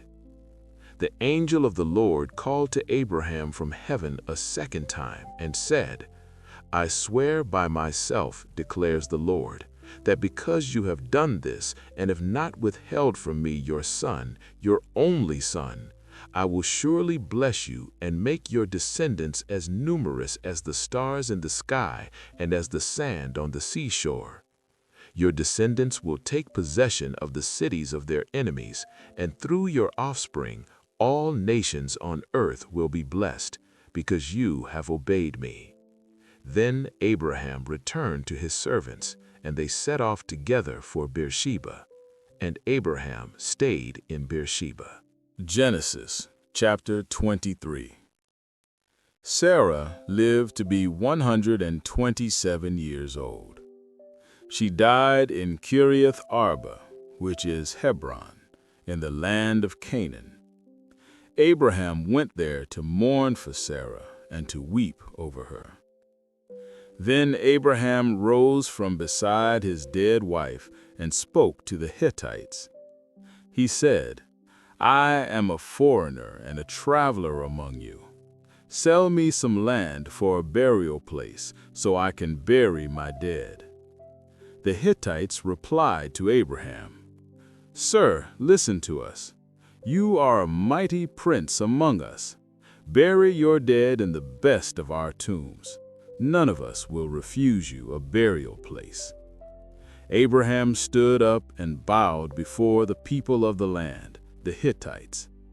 He said to them, "If you are willing to let me bury my dead, listen to me and ask Ephron, son of Zohar, to sell me the cave of Machpelah, which belongs to him and is at the end of his field. Ask him to sell it to me for the full price as a permanent burial place among you." Ephron the Hittite was sitting among his people and answered Abraham in the hearing of all the Hittites who had come to the gate of his city. "No, my lord," he said, "listen to me. I give you the field, and I give you the cave that is in it. I give it to you in the presence of my people. Bury your dead." Again Abraham bowed before the people of the land. He said to Ephron in their hearing, "Please listen to me. I will pay the price for the field. Accept it from me so I can bury my dead there." Ephron agreed to Ephron's terms and weighed out for him the 400 shekels of silver, according to the standard weights used by merchants at the time. So Ephron's field in Machpelah near Mamre, both the field and the cave in it, and all the trees within the boundaries of the field, was transferred to Abraham as his property in the presence of the Hittites, before all who had come to the gate of the city. After that, Abraham buried his wife Sarah in the cave in the field of Machpelah near Mamre, which is Hebron, in the land of Canaan. So the field and the cave in it were transferred to Abraham by the Hittites as a burial property. Genesis chapter 24. Abraham was now very old, and the Lord had blessed him in every way. Abraham said to the senior servant in his household, the one in charge of everything he owned, Place your hand under my thigh. I want you to swear by the Lord, the God of heaven and the God of earth, that you will not get a wife for my son from the women of the Canaanites, among whom I am living. Instead, go to my country and my own relatives and get a wife for my son Isaac." The servant asked him, "What if the woman is unwilling to come back with me to this land? Should I then take your son back to the country you came from?" Abraham said, "Make sure that you do not take my son back there.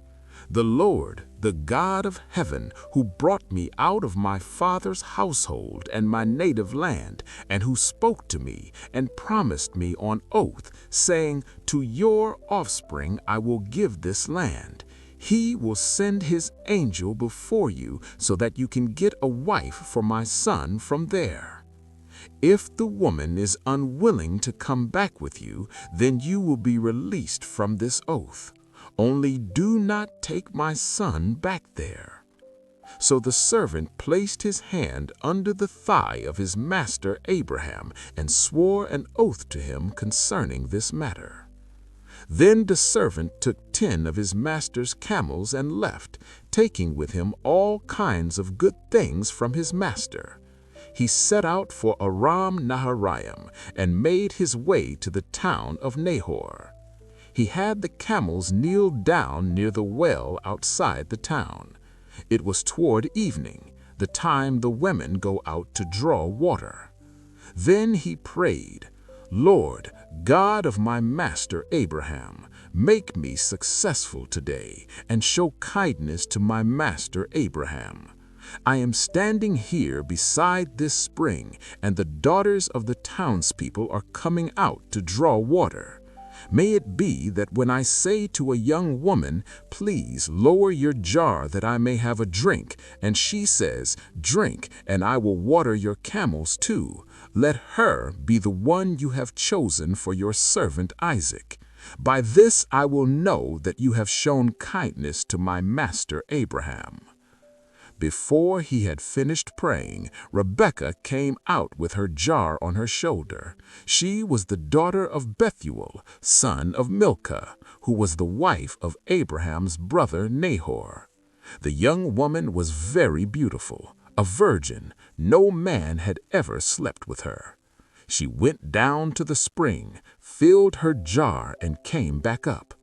The servant hurried to meet her and said, "Please give me a little water from your jar." "Drink, my lord," she said, and quickly lowered the jar to her hands and gave him a drink. After she had given him a drink, she said, "I'll draw water for your camels too, until they have had enough to drink." So she quickly emptied her jar into the trough, ran back to the well to draw more water, and drew enough for all his camels. Without saying a word, the servant watched her closely to learn whether the Lord had made his journey successful. When the camels had finished drinking, the servant took out a gold nose ring weighing half a shekel and 2 gold bracelets weighing 10 shekels. Then he asked, "Whose daughter are you? Please tell me, is there room in your father's house for us to spend the night?" She answered, "I am the daughter of Bethuel, son of Milcah, that Milcah bore to Nahor." And she added, "We have plenty of straw and feed, as well as room for you to spend the night." Then the servant bowed down and worshipped the Lord. He said, "Praise be to the Lord, the God of my master Abraham, who has not abandoned his kindness and faithfulness to my master. As for me, the Lord has led me on the journey to the house of my master's relatives." The young woman ran and told her mother's household about these things. Now Rebekah had a brother named Laban. He hurried out to the servant at the spring. When he saw the nose ring and the bracelets on his sister's arms and heard Rebekah tell what the man had said to her, he went out to the servant who was still standing by the camels near the spring. "Come, you who are blessed by the Lord," he said. "Why are you standing out here? I have prepared the house and a place for the camels." So the man went to the house, and the camels were unloaded. Straw and feed were brought for the camels, and water to wash his feet and the feet of the men who were with him. Then food was set before him, but he said, "I will not eat until I have told you what I have to say." "Tell us," Laban said. So he said, "I am Abraham's servant. The Lord has blessed my master abundantly, and he has become wealthy. He has given him sheep and cattle, silver and gold, servants and camels and donkeys. My master's wife Sarah bore him a son in her old age, and he has given him everything he owns. My master made me swear an oath and said, 'You must not get a wife for my son from the daughters of the Canaanites, but go to my father's family and to my own clan and get a wife for my son.'" He then told them about the prayer at the well and how Rebekah fulfilled every sign. "Now, if you will show kindness and faithfulness to my master, tell me, and if not, tell me, so I may know which way to turn." Laban and Bethuel answered, "This is from the Lord. We can say nothing to you one way or the other. Here is Rebekah. Take her and go, and let her become the wife of your master's son, as the Lord has directed." When Abraham's servant heard what they said, he bowed down to the ground before the Lord. Then he brought out gold and silver jewelry and articles of clothing and gave them to Rebekah. He also gave costly gifts to her brother and to her mother. Then he and the men who were with him ate and drank and spent the night there. When they got up the next morning, he said, "Send me on my way to my master." But her brother and her mother replied, "Let the young woman remain with us 10 days or so, then you may go." But he said to them, "Do not detain me, now that the Lord has granted success to my journey. Send me on my way so I may go to my master." Then they said, "Let's call the young woman and ask her about it." So they called Rebekah and asked her, "Will you go with this man?" "I will go," she said. So they sent their sister Rebekah on her way, along with her nurse and Abraham's servant and his men. And they blessed Rebekah and said to her, "Our sister, may you increase to thousands upon thousands. May your offspring possess the cities of their enemies." Then Rebekah and her attendants got ready and mounted the camels and went back with the servant. Now Isaac had come from Beer Lahai Roi, for he was living in the Negev. He went out to the field one evening to meditate, and as he looked up he saw camels approaching. Rebekah also looked up and saw Isaac. She got down from her camel and asked the servant, "Who is that man in the field coming to meet us?" "He is my master," the servant answered. So she took her veil and covered herself. Then the servant told Isaac everything he had done. Isaac brought her into the tent of his mother Sarah, and he married Rebekah. She became his wife, and he loved her. And Isaac was comforted after his mother's death. Genesis chapter 25. Abraham later took another wife, whose name was Keturah. She bore him Zimran, Jokshan, Medan, Midian, Ishbak, and Shua. Jokshan was the father of Sheba and Dedan. The descendants of Dedan were the Asherites, the Letushites, and the Leomites. The sons of Midian were Ephah, Epher, Hanok, Abida, and Eldah. All these were descendants of Keturah. Abraham gave everything he owned to Isaac, but while he was still living, Abraham gave gifts to the sons of his concubines and sent them away from his son Isaac to the land of the east. Abraham lived 175 years. Then Abraham breathed his last and died at a good old age, an old man and full of years, and he was gathered to his people. His sons Isaac and Ishmael buried him in the cave of Machpelah near Mamre, in the field of Ephron son of Zohar the Hittite. This was the field Abraham had bought from the Hittites. There Abraham was buried with his wife Sarah. After Abraham's death, God blessed his son Isaac, who then lived near Beer Lahai Roi. This is the account of the family line of Abraham's son Ishmael, whom Sarah's servant Hagar the Egyptian bore to Abraham. These are the names of the sons of Ishmael, listed in the order of their birth. Nebaioth, the firstborn of Ishmael, then Kedar, Adbeel, Mishma, Duma, Massa, Hadad, Tema, Jetur, Naphish, and Kedemah. These were the 12 sons of Ishmael, and these are the names of the villages and camps named after them. They were the 12 tribal leaders according to their clans. Ishmael lived 137 years. He breathed his last and died, and he was gathered to his people. His descendants settled from Havilah to Shur, near the eastern border of Egypt, as you go toward Ashur, and they lived in hostility toward all the tribes related to them. This is the account of the family line of Abraham's son Isaac. Abraham became the father of Isaac, and Isaac was 40 years old when he married Rebekah, daughter of Bethuel the Aramean, from Paddan Aram, and sister of Laban the Aramean. Isaac prayed to the Lord on behalf of his wife because she was unable to have children. The Lord answered his prayer, and Rebekah became pregnant. The babies struggled with each other inside her, and she said, "Why is this happening to me?" So she went to inquire of the Lord.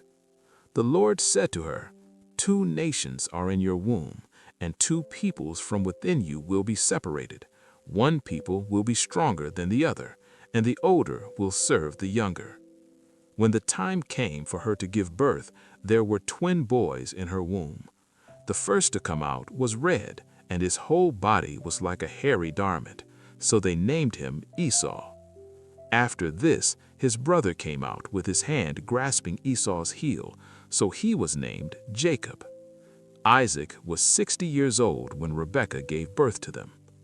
The boys grew up, and Esau became a skilled hunter, a man of the open country, while Jacob was a quiet man who stayed among the tents.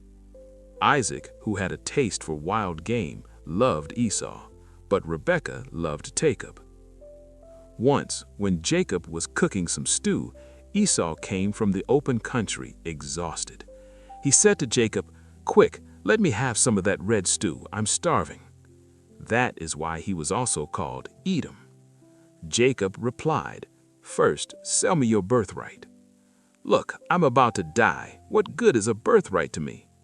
But Jacob said, "Swear to me first." So Esau swore him an oath, selling his birthright to Jacob. Then Jacob gave Esau some bread and lentil stew. Esau ate and drank, then got up and left.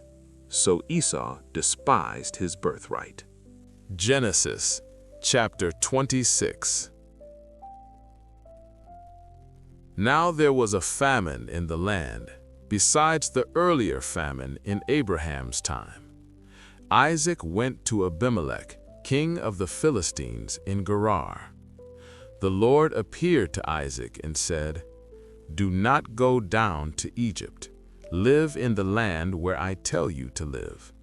Stay in this land for a while, and I will be with you and will bless you. For to you and your descendants I will give all these lands, and will confirm the oath I swore to your father Abraham. I will make your descendants as numerous as the stars in the sky, and will give them all these lands.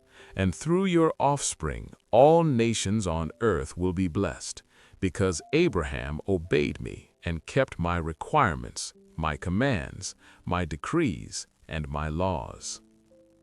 So Isaac stayed in Gerar. When the men of that place asked him about his wife, he said, "She is my sister," because he was afraid to say, "She is my wife." He thought the men of that place might kill him because of Rebekah, since she was very beautiful.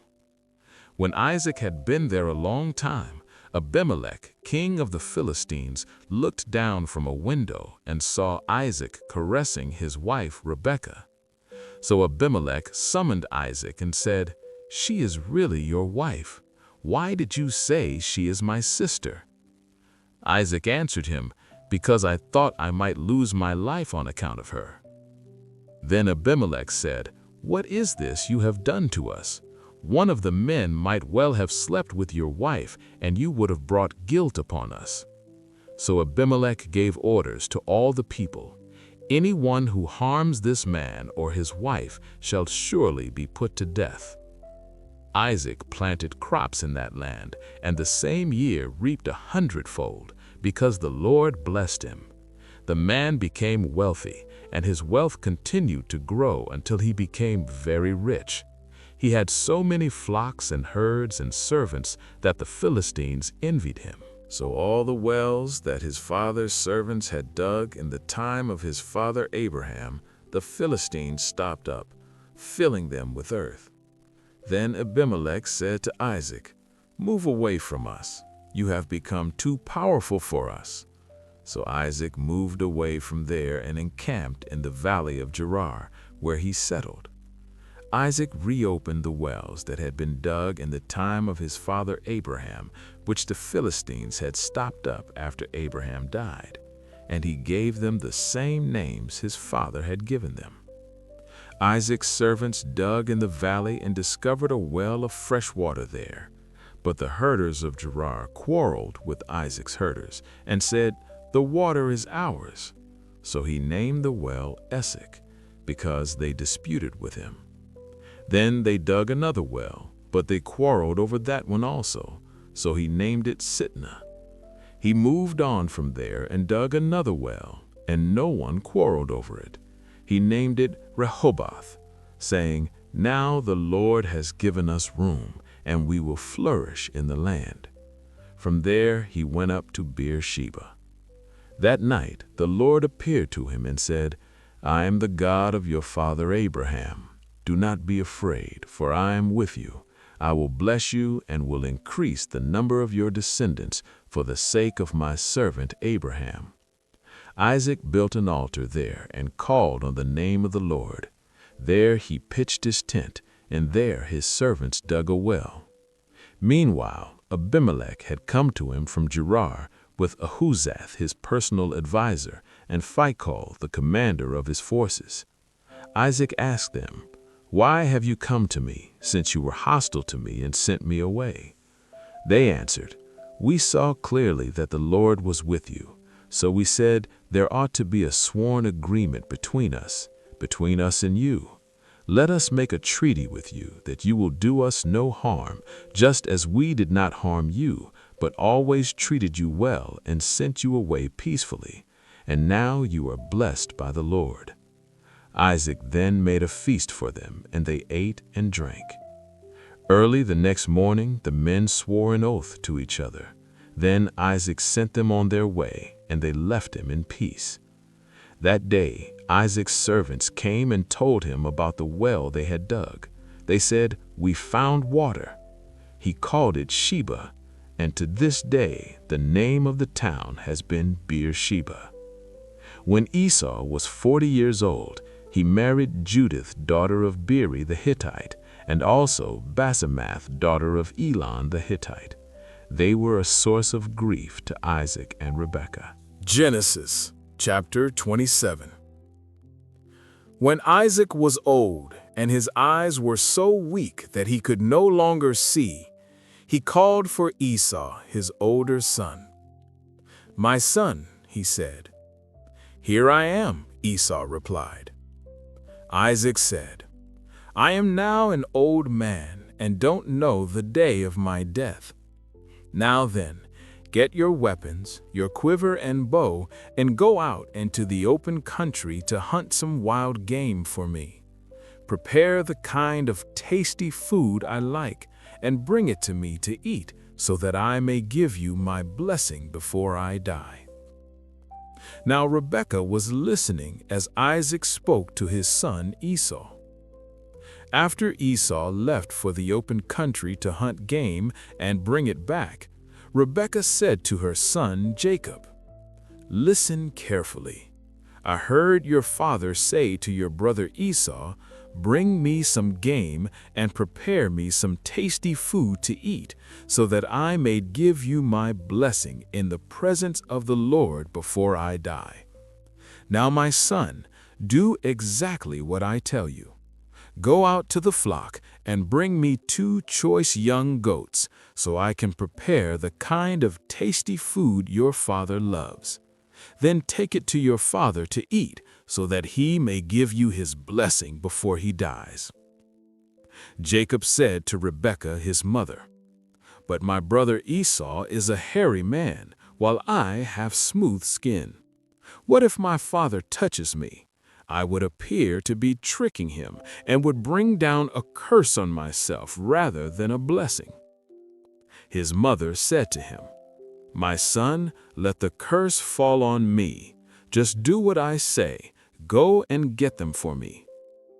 So Jacob went and got them and brought them to his mother, and she prepared some tasty food just the way her father liked it. Then Rebekah took the best clothes of Esau, her older son, which she had in the house, and put them on her younger son Jacob. She also covered his hands and the smooth part of his neck with the goat skins. Then she handed to her son Jacob the tasty food and the bread she had made. He went to his father and said, "My father." "Yes, my son, who is it?" Jacob said to his father, "I am Esau, your firstborn. I have done as you told me. Please sit up and eat some of my game, so that you may give me your blessing." Isaac asked his son, "How did you find it so quickly, my son?" "The Lord your God gave me success," Jacob replied. Then Isaac said to Jacob, "Come near, so I can touch you, my son, to know whether you really are my son Esau or not." Jacob went close to his father Isaac, who touched him and said, "The voice is the voice of Jacob, but the hands are the hands of Esau." He did not recognize him, because his hands were hairy like those of his brother Esau, so he blessed him. "Are you really my son Esau?" he asked. "I am," he replied. Then he said, "My son, bring me some of your game to eat, so that I may give you my blessing." Jacob brought it to him, and he ate, and he brought him wine, and he drank. Then his father Isaac said to him, "Come here, my son, and kiss me." So he went to him and kissed him.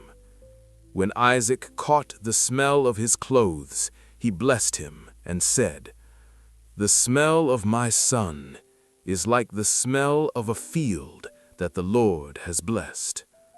May God give you heaven's dew and earth's richness, an abundance of grain and new wine. May nations serve you and peoples bow down to you. Be Lord over your brothers, and may the sons of your mother bow down to you. May those who curse you be cursed, and those who bless you be blessed." After Isaac finished blessing him, and Jacob had scarcely left his father's presence, his brother Esau came in from hunting. He too prepared some tasty food and brought it to his father. Then he said to him, "My father, please sit up and eat some of my game, so that you may give me your blessing." His father Isaac asked him, "Who are you?" He answered, "I am your son, your firstborn, Esau." Isaac trembled violently and said, "Who was it then that hunted game and brought it to me?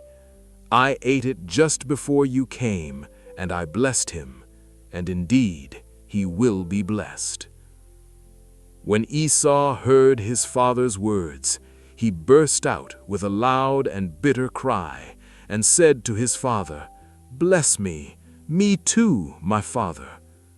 But Isaac said, "Your brother came deceitfully and took your blessing." Esau said, "Isn't he rightly named Jacob? This is the second time he has taken advantage of me. He took my birthright, and now he's taken my blessing." Then he asked, "Haven't you reserved any blessing for me?" Isaac answered Esau, "I have made him lord over you, and have made all his relatives his servants, and I have sustained him with grain and new wine. So what can I possibly do for you, my son?" Esau said to his father, "Do you have only one blessing, my father? Bless me too, my father." Then Esau wept aloud. His father Isaac answered him, "Your dwelling will be away from the earth's richness, away from the dew of heaven above. You will live by the sword, and you will serve your brother. But when you grow restless, you will throw his yoke from off your neck." Esau held a grudge against Jacob because of the blessing his father had given him. He said to himself, "The days of mourning for my father are near, then I will kill my brother Jacob." When Rebekah was told what her older son Esau had said, she sent for her younger son Jacob and said to him, "Your brother Esau is comforting himself with the thought of killing you. Now then, my son, do what I say. Flee at once to my brother Laban in Haran. Stay with him for a while until your brother's fury subsides, until he forgets what you have done to him. Then I'll send word for you to come back. Why should I lose both of you in one day?" Then Rebekah said to Isaac, "I'm disgusted with living because of these Hittite women. If Jacob takes a wife from among the women of this land, from Hittite women like these, my life will not be worth living." Genesis chapter 28. So Isaac called for Jacob and blessed him. Then he commanded him, "Do not marry a Canaanite woman. Go at once to Paddan Aram, to the house of your mother's father Bethuel. Take a wife for yourself there from among the daughters of Laban, your mother's brother. May God Almighty bless you and make you fruitful and increase your numbers until you become a community of peoples. May He give you and your descendants the blessing given to Abraham, so that you may take possession of the land where you now live as a foreigner, the land God gave to Abraham." Then Isaac sent Jacob on his way, and Jacob went to Paddan Aram, to Laban, son of Bethuel the Aramean, the brother of Rebekah, who was the mother of Jacob and Esau. Now Esau learned that Isaac had blessed Jacob, and sent him to Paddan Aram to take a wife from there, and that when he blessed him, he commanded him, "Do not marry a Canaanite woman," and that Jacob had obeyed his father and mother and gone to Paddan Aram. Esau then realized how displeasing the Canaanite women were to his father Isaac. So he went to Ishmael and married Mahalath, the daughter of Ishmael, son of Abraham, and the sister of Nebaioth, in addition to the wives he already had. Jacob left Beersheba and set out for Haran. When he reached a certain place, he stopped for the night, because the sun had set. Taking one of the stones there, he put it under his head and lay down to sleep.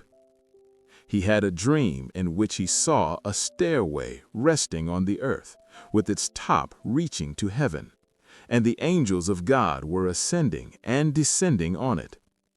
There above it stood the Lord, and he said, "I am the Lord, the God of your father Abraham, and the God of Isaac.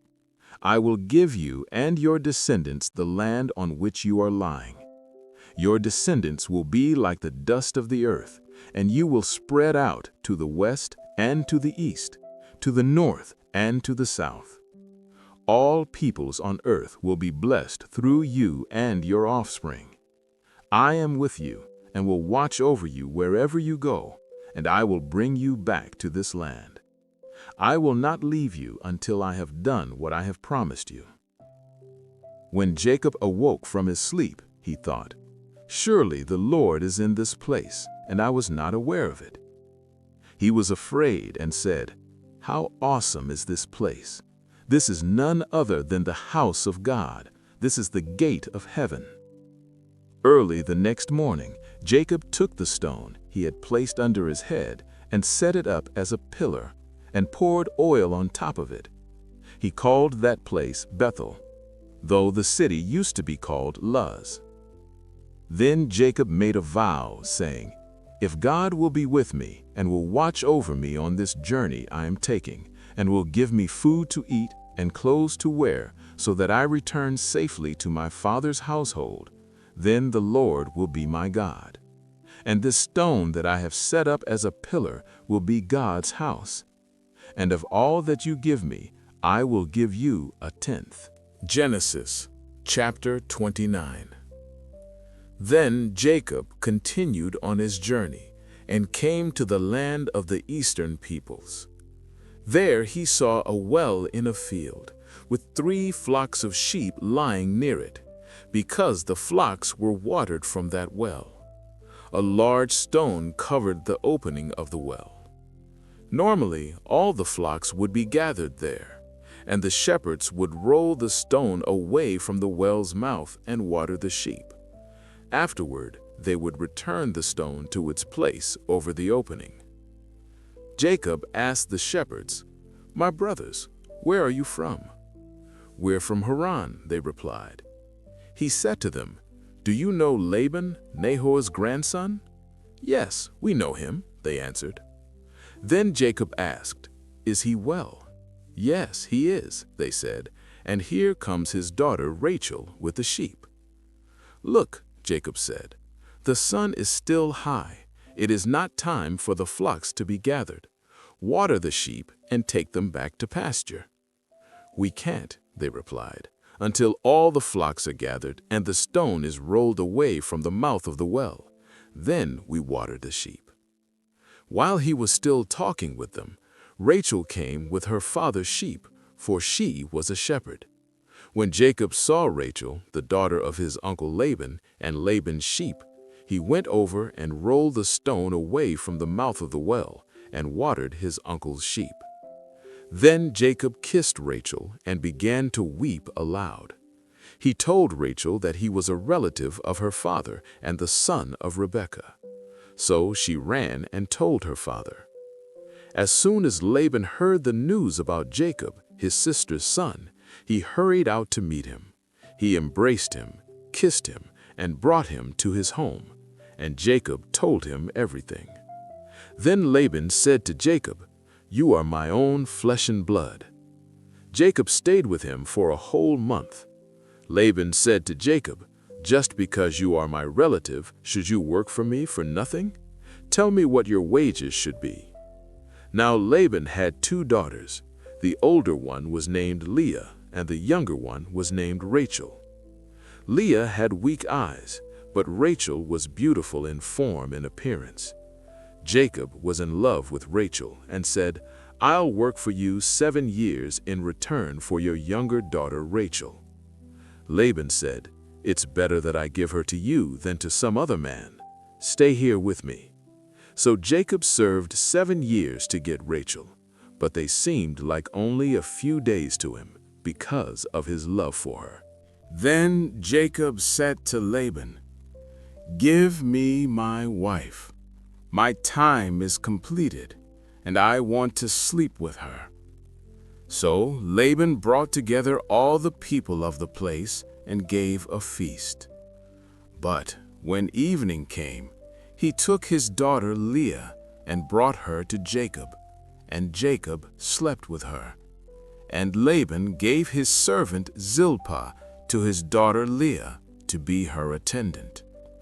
When morning came, there was Leah. So Jacob said to Laban, "What is this you have done to me? I served you for Rachel, didn't I? Why have you deceived me?" Laban replied, "It is not our custom here to give the younger daughter in marriage before the older one. Finish this daughter's wedding week, then we will give you the younger one also, in return for another 7 years of work." Jacob did so. He finished the week with Leah, and then Laban gave him his daughter Rachel to be his wife. Laban gave his servant Bilhah to his daughter Rachel to be her attendant. Jacob slept with Rachel also, and he loved Rachel more than Leah, and he worked for Laban another 7 years. When the Lord saw that Leah was not loved, he enabled her to have children, but Rachel remained unable to conceive. Leah became pregnant and gave birth to a son. She named him Reuben, saying, "It is because the Lord has seen my misery. Surely my husband will love me now." She became pregnant again and gave birth to a son and said, "Because the Lord heard that I am not loved, he gave me this one too." So she named him Simeon. Again she became pregnant and gave birth to a son. She said, "Now at last my husband will become attached to me, because I have borne him 3 sons." So he was named Levi. She became pregnant again and gave birth to a son. She said, "This time I will praise the Lord." So she named him Judah. Then Leah stopped having children. Genesis chapter 30. When Rachel saw that she was not bearing children for Jacob, she became jealous of her sister. She said to Jacob, "Give me children or I'll die." Jacob became angry with her and said, "Am I in the place of God who has kept you from having children?" Then she said, "Here is my servant Bilhah. Sleep with her so that she can bear children for me, and I too can build a family through her." So she gave him her servant Bilhah as a wife. Jacob slept with her, and she became pregnant and bore him a son. Then Rachel said, "God has vindicated me. He has listened to my plea and given me a son." So she named him Dan. Rachel's servant Bilhah conceived again and bore Jacob a second son. Rachel said, "I have had a great struggle with my sister, and I have won." So she named him Naphtali. When Leah saw that she had stopped having children, she took her servant Zilpah and gave her to Jacob as a wife. Leah's servant Zilpah bore Jacob a son. Then Leah said, "What good fortune!" So she named him Gad. Leah's servant Zilpah bore Jacob a second son. Leah said, "How happy I am! The women will call me happy." So she named him Asher. During wheat harvest, Reuben went out into the fields and found some mandrake plant. He brought them to his mother Leah. Rachel said to Leah, "Please give me some of your son's mandrakes." But Leah said to her, "Wasn't it enough that you took my husband? Will you take my son's mandrakes too?" Rachel replied, "Very well. He can sleep with you tonight in exchange for your son's mandrakes."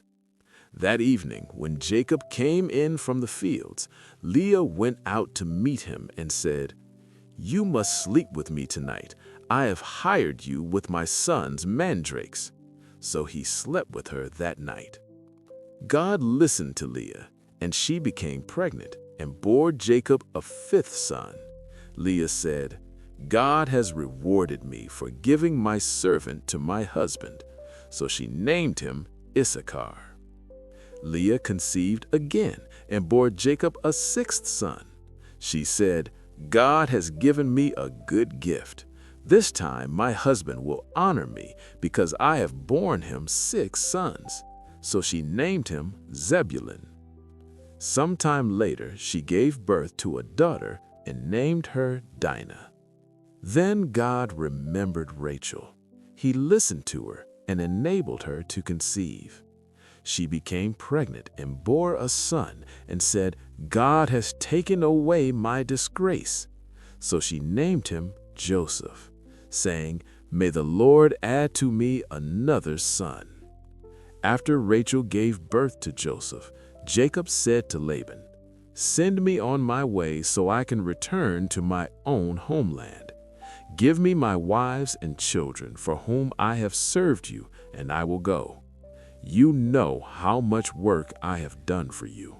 But Laban said to him, "Please stay, if I have found favor in your eyes. I have learned by divination that the Lord has blessed me because of you." He added, "Name your wages, and I will pay them." Jacob said to him, "You know how I have worked for you, and how your livestock has prospered under my care. The little you had before I came has increased greatly, and the Lord has blessed you wherever I have been. But now, when may I do something for my own household?" "What shall I give you?" Laban asked. "Don't give me anything," Jacob replied.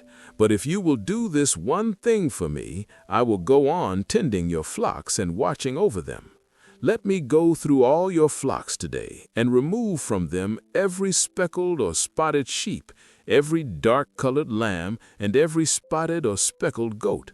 They will be my wages, and my honesty will testify for me in the future whenever you check on my wages. Any goat in my possession that is not speckled or spotted, or any lamb that is not dark-colored, will be considered stolen." "Agreed," said Laban. "Let it be as you have said." That same day he removed all the male goats that were streaked or spotted, and all the speckled or spotted female goats, every one that had white on it, and all the dark-colored lambs, and he placed them in the care of his sons. Then he put a 3-day journey between himself and Jacob, while Jacob continued to tend the rest of Laban's flocks. Jacob took fresh branches from poplar, almond, and plane trees, and peeled white strips in them, exposing the white inner wood. He placed the peeled branches in the watering troughs, where the flocks came to drink, so that they would mate in front of the branches. When the flocks mated in front of the branches, they produced young that were streaked, speckled, and spotted. Jacob set apart the young of the flock by themselves, but made the rest face the streaked and dark-colored animals that belonged to Laban. In this way, he built up his own separate flocks and did not put them with Laban's animals. Whenever the stronger females were in heat, Jacob placed the branches in the troughs in front of the animals, so they would mate near the branches. But if the animals were weak, he did not place them there. So the weaker animals went to Laban and the stronger to Jacob. In this way, the man grew exceedingly prosperous and came to own large flocks, female and male servants, camels, and donkeys. Genesis chapter 31. Jacob heard that Laban's sons were saying, "Jacob has taken everything our father owned and has gained all this wealth from what belonged to our father." Jacob also noticed that Laban's attitude toward him was no longer what it had been. Then the Lord said to Jacob, "Go back to the land of your fathers and to your relatives, and I will be with you." So Jacob sent word to Rachel and Leah to come out to the fields where his flocks were. He said to them, "I see that your father's attitude toward me has changed, but the God of my father has been with me.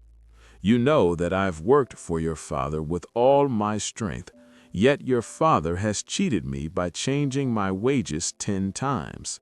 However, God has not allowed him to harm me. If he said, The speckled ones will be your wages. Then all the flocks gave birth to speckled young. And if he said, the streaked ones will be your wages, then all the flocks gave birth to streaked young. In this way, God has taken away your father's livestock and given them to me. During the mating season of the flocks, I once had a dream in which I looked up and saw that the male goats mating with the flock were streaked, speckled, and spotted. The angel of God said to me in the dream, Jacob. I answered, Here I am. And he said, Look up and see that all the male goats mating with the flock are streaked, speckled, or spotted. For I have seen all that Laban has been doing to you. I am the God of Bethel, where you anointed a pillar and where you made a vow to me. Now leave this land at once and go back to your native land. Rachel and Leah replied, Do we still have any share in the inheritance of our father's estate? Are we not regarded by him as foreigners? Not only has he sold us, but he has also used up what was paid for us. Surely all the wealth God took away from our father belongs to us and our children. So do whatever God has told you. Then Jacob put his children and his wives on camels and drove all his livestock ahead of him, along with all the goods he had accumulated in Paddan Aram, to go to his father Isaac in the land of Canaan. While Laban was away shearing his sheep, Rachel stole her father's household gods. Jacob deceived Laban the Aramean by not telling him he was running away. So Jacob fled with all he had, crossed the Euphrates River, and headed for the hill country of Gilead. On the third day, Laban was told that Jacob had fled. Taking his relatives with him, he pursued Jacob for 7 days and caught up with him in the hill country of Gilead. Then God came to Laban the Aramean in a dream at night and said, Be careful not to say anything to Jacob, either good or bad. Jacob had pitched his tent in the hill country of Gilead when Laban overtook him. Laban and his relatives camped there too. Then Laban said to Jacob, What have you done? You've deceived me and carried off my daughters like captives taken in war. Why did you run off secretly and deceive me? Why didn't you tell me so I could send you away with joy and singing, with music and timbrels and harps? You didn't even let me kiss my grandchildren and my daughters goodbye. You have done a foolish thing. I have the power to harm you, but last night the God of your father said to me, Be careful not to say anything to Jacob, either good or bad. Now you have gone away because you longed to return to your father's household. But why did you steal my gods? Jacob answered Laban, I was afraid, because I thought you would take your daughters away from me by force. But if you find anyone who has your gods, that person shall not live. In the presence of our relatives, see for yourself whether there is anything of yours here with me. If so, take it. Jacob did not know that Rachel had stolen the household gods. So Laban went into Jacob's tent, and into Leah's tent, and into the 2 female servants, but he found nothing. After coming out of Leah's tent, he entered Rachel's tent. Now Rachel had taken the household gods and put them inside her camel's saddle and was sitting on them. Laban searched through everything in the tent but found nothing. Rachel said to her father, Don't be angry, my lord, that I cannot stand up in your presence. I'm having my period. So he searched but could not find the household gods. Then Jacob became angry and took Laban to task. What is my offense? He asked Laban. What sin of mine have you found that you hunt me down? Now that you've searched through all my goods, what have you found that belongs to your household? Put it here in front of your relatives and mine, and let them judge between the two of us. I have been with you for 20 years now. Your sheep and goats have not miscarried, nor have I eaten rams from your flocks. I did not bring you animals torn by wild beasts. I bore the loss myself, and you demanded payment from me for whatever was stolen by day or night. This was my situation. The heat consumed me in the daytime, and the cold at night, and sleep fled from my eyes. It was like this for the 20 years I was in your household. I worked for you 14 years for your 2 daughters and 6 years for your flocks, and you changed my wages 10 times. If the God of my father, the God of Abraham and the fear of Isaac, had not been with me, you would surely have sent me empty-handed. But God has seen my hardship and the toil of my hands, and last night he rebuked you." Laban replied to Jacob, "The women are my daughters, the children are my children, and the flocks are my flocks. All you see is mine. Yet what can I do today about these daughters of mine, or about the children they have borne? Come now, let's make a covenant, you and I, and let it serve as a witness between us." So Jacob took a stone and set it up as a pillar. He said to his relatives, "Gather some stones." They took stones and piled them in a heap, and they ate there by the heap. Laban called it Jagar Sahaduta, and Jacob called it Gilead. Laban said, "This heap is a witness between you and me today." That is why it was called Gilead. It was also called Mizpah, because he said, "May the Lord keep watch between you and me when we are away from each other. If you mistreat my daughters or take any wives besides my daughters, even though no one is with us, remember that God is a witness between you and me." Laban also said to Jacob, "Here is this heap, and here is this pillar I have set up between you and me. This heap is a witness, and this pillar is a witness, that I will not go past this heap to your side to harm you, and that you will not go past this heap and pillar to my side to harm me. May the God of Abraham and the God of Nahor, the God of their father, judge between us." So Jacob took an oath in the name of the fear of his father Isaac. He offered a sacrifice there in the hill country and invited his relatives to a meal. After they had eaten, they spent the night there. Early the next morning, Laban kissed his grandchildren and his daughters and blessed them. Then he left and returned home. Genesis chapter 32. As Jacob went on his way, the angels of God met him. When Jacob saw them, he said, "This is the camp of God." So he named that place Manaim. Jacob sent messengers ahead of him to his brother Esau in the land of Seir, the country of Edom. He instructed them, "This is what you are to say to my lord Esau. Your servant Jacob says, I have been staying with Laban and have remained there until now. I have cattle and donkeys, sheep and goats, male and female servants. Now I am sending this message to my lord that I may find favor in your eyes." When the messengers returned to Jacob, they said, "We went to your brother Esau, and now he is coming to meet you, and 400 men are with him." Jacob was greatly afraid and distressed. He divided the people who were with him into 2 groups, and the flocks and herds and camels as well. He thought, if Esau comes and attacks one group, the group that is left may escape.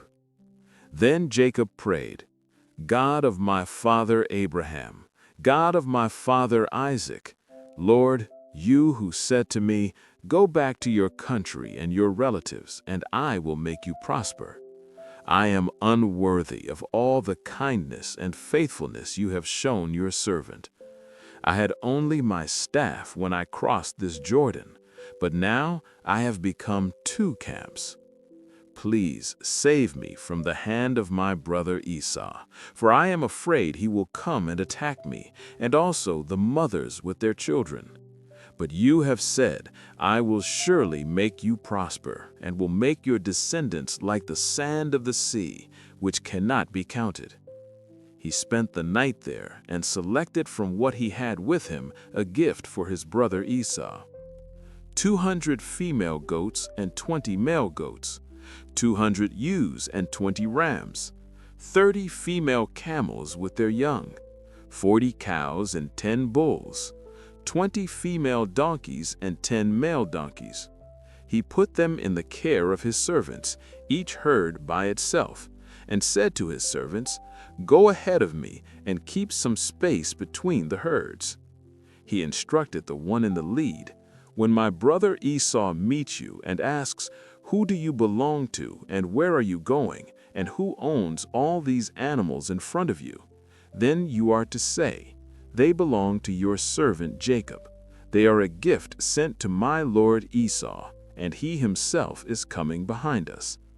He also instructed the second, the third, and all the others who followed the herds, "You are to say the same thing to Esau when you meet him, and be sure to say, 'Your servant Jacob is coming behind us.'" For he thought, "I will pacify him with these gifts I am sending on ahead. Later, when I see him, perhaps he will accept me." So Jacob's gifts went on ahead of him, but he himself spent the night in the camp. That night Jacob got up and took his 2 wives, his 2 female servants, and his 11 sons, and crossed the ford of the Jabbok. After he had sent them across the stream, he sent over all his possessions. So Jacob was left alone, and a man wrestled with him till daybreak. When the man saw that he could not overpower Jacob, he touched the socket of Jacob's hip, so that his hip was wrenched as he wrestled with the man. Then the man said, "Let me go, for it is daybreak." But Jacob replied, "I will not let you go unless you bless me." The man asked him, "What is your name?" "Jacob," he answered. Then the man said, "Your name will no longer be Jacob, but Israel, because you have struggled with God and with humans and have overcome." Jacob said, "Please tell me your name." But he replied, "Why do you ask my name?" Then he blessed him there. So Jacob called the place Peniel, saying, "It is because I saw God face to face, and yet my life was spared." The sun rose above him as he passed Peniel, and he was limping because of his hip. Therefore, to this day, the Israelites do not eat the tendon attached to the socket of the hip, because the socket of Jacob's hip was touched near the tendon. Genesis chapter 33. Jacob looked up and saw Esau coming toward him with 400 men. So he divided the children among Leah, Rachel, and the 2 female servants. He put the female servants and their children in front, Leah and her children next, and Rachel and Joseph last. Jacob himself went on ahead and bowed down to the ground 7 times as he approached his brother. But Esau ran to meet Jacob and embraced him. He threw his arms around his neck and kissed him, and they wept. Then Esau looked up and saw the women and children. "Who are these with you?" he asked. Jacob answered, "They are the children God has graciously given your servant." Then the female servants and their children approached and bowed down. Next, Leah and her children came and bowed down. Last of all came Joseph and Rachel, and they too bowed down. Esau asked, "What do you mean by all this group I met?" Jacob said, "To find favor in your eyes, my lord." But Esau said, "I already have plenty, my brother. Keep what you have for yourself." "No, please," Jacob said. "If I have found favor in your eyes, accept this gift from me. For to see your face is like seeing the face of God now that you have received me favorably." Please accept the present that was brought to you, for God has been gracious to me, and I have everything I need." And because Jacob insisted, Esau accepted it. Then Esau said, "Let us be on our way. I'll accompany you." But Jacob said to him, "My Lord knows that the children are tender, and that I must care for the nursing flocks and herds. If they are driven hard just one day, all the animals will die. So let my Lord go on ahead of his servant, while I move along slowly at the pace of the flocks and herds before me and the pace of the children, until I come to my Lord in Seir." Esau said, "Then let me leave some of my men with you." "But why do that?" Jacob asked. "Just let me find favor in the eyes of my Lord." So that day Esau started on his way back to Seir. Jacob, however, went to Succoth, where he built a place for himself and made shelters for his livestock. That is why the place was called Succoth. After Jacob came from Paddan Aram, he arrived safely at the city of Shechem in Canaan and camped within sight of the city. For 100 pieces of silver he bought from the sons of Hamor, the father of Shechem, the plot of land where he pitched his tent. There he set up an altar and called it El Elohe Israel, God, the God of Israel. Genesis chapter 34. Now Dinah, the daughter Leah had borne to Jacob, went out to visit the women of the land. When Shechem, son of Hamor the Hivite, the ruler of that area, saw her, he took her and violated her. His heart was drawn to Dinah, daughter of Jacob. He loved the young woman and spoke tenderly to her. And Shechem said to his father Hamor, "Get me this girl as my wife." When Jacob heard that his daughter Dinah had been defiled, his sons were in the fields with his livestock, so he remained silent until they came home. Then Shechem's father Hamor went out to talk with Jacob. Meanwhile, Jacob's sons came in from the fields when they heard what had happened. They were deeply distressed and furious because Shechem had done a disgraceful thing in Israel by sleeping with Jacob's daughter, a thing that should not be done.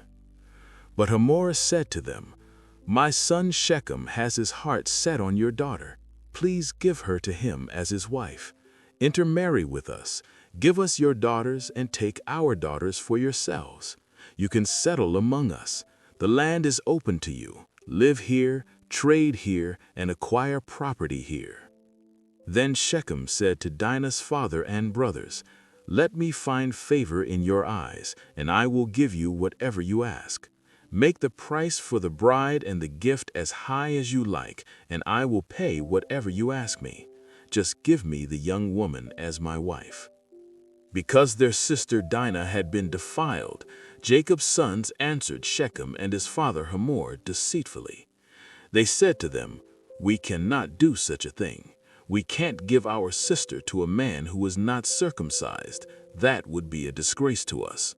We will only agree on this condition, that you become like us by circumcising all your males. Then we will give you our daughters and take our daughters for ourselves. We'll live among you and become one people. But if you will not agree to be circumcised, we'll take our sister and go." Their proposal seemed good to Hamor and his son Shechem. The young man did not delay in doing what they said, because he was delighted with Jacob's daughter, and he was the most honored of all his father's household. So Hamor and his son Shechem went to the gate of their city to speak to the men of their city. "These men are friendly toward us," they said. "Let them live in our land and trade here. The land has plenty of room for them. We can marry their daughters and they can marry ours. But the men will agree to live with us as one people only on the condition that all our males be circumcised just as they themselves are. Won't their livestock, their property, and all their animals become ours? so let us agree to their terms, and they will settle among us." All the men who went out the city gate agreed with Hamor and his son Shechem, and every male in the city was circumcised. 3 days later, while they were still in pain, 2 of Jacob's sons, Simeon and Levi, Dinah's brothers, took their swords and attacked the unsuspecting city, killing every male. They killed Hamor and his son Shechem with the sword, and took Dinah from Shechem's house and left. The sons of Jacob came upon the dead bodies and looted the city where their sister had been defiled. They seized their flocks and herds and donkeys and everything else of theirs in the city and out in the fields. They carried off their wealth and all their women and children, taking as plunder everything in the houses. Then Jacob said to Simeon and Levi, "You have brought trouble on me by making me repulsive to the inhabitants of this land, the Canaanites and Perizzites.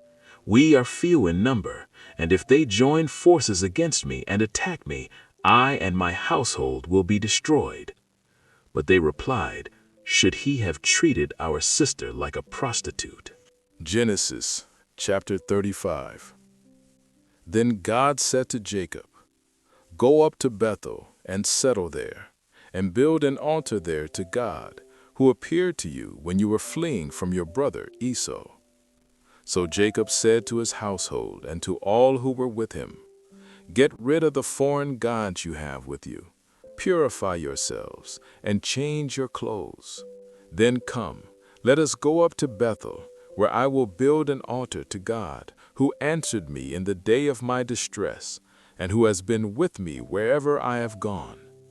So they gave Jacob all the foreign gods they had, and the rings in their ears, and Jacob buried them under the oak at Shechem. Then they set out, and the terror of God fell on the towns all around them, so that no one pursued them. Jacob arrived at Luz, that is Bethel, in the land of Canaan, he and all the people with him. There he built an altar, and called the place El Bethel, because it was there that God revealed himself to him when he was fleeing from his brother. Now Deborah, Rebekah's nurse, died, and was buried under the oak outside Bethel. So it was named Allon Bakuth. After Jacob returned from Padan Aram, God appeared to him again and blessed him. God said to him, "Your name is Jacob, but you will no longer be called Jacob. Your name will be Israel." So he named him Israel. And God said to him, "I am God Almighty. Be fruitful and increase in number. A nation and a community of nations will come from you, and kings will come from your body. The land I gave to Abraham and Isaac I also give to you, and I will give this land to your descendants after you." Then God went up from him at the place where he had talked with him. Jacob set up a stone pillar at the place where God had talked with him, and he poured out a drink offering on it. He also poured oil on it. Jacob called the place where God had talked with him Bethel. They moved on from Bethel, and while they were still some distance from Ephrath, Rachel began to give birth and had great difficulty. And as she was having great difficulty in childbirth, the midwife said to her, "Do not be afraid, for you have another son." As she breathed her last, for she was dying, she named her son then Oni, but her father named him Benjamin. So Rachel died and was buried on the way to Ephrath, that is, Bethlehem. Jacob set up a pillar on her grave. It is the pillar at Rachel's tomb, which is there to this day. Israel moved on again and pitched his tent beyond Migdal-Eder. While Israel was living in that region, Reuben went in and slept with his father's concubine Bilhah, and Israel heard of it. Jacob had 12 sons. The sons of Leah: Reuben, the firstborn of Jacob, Simeon, Levi, Judah, Issachar, and Zebulun.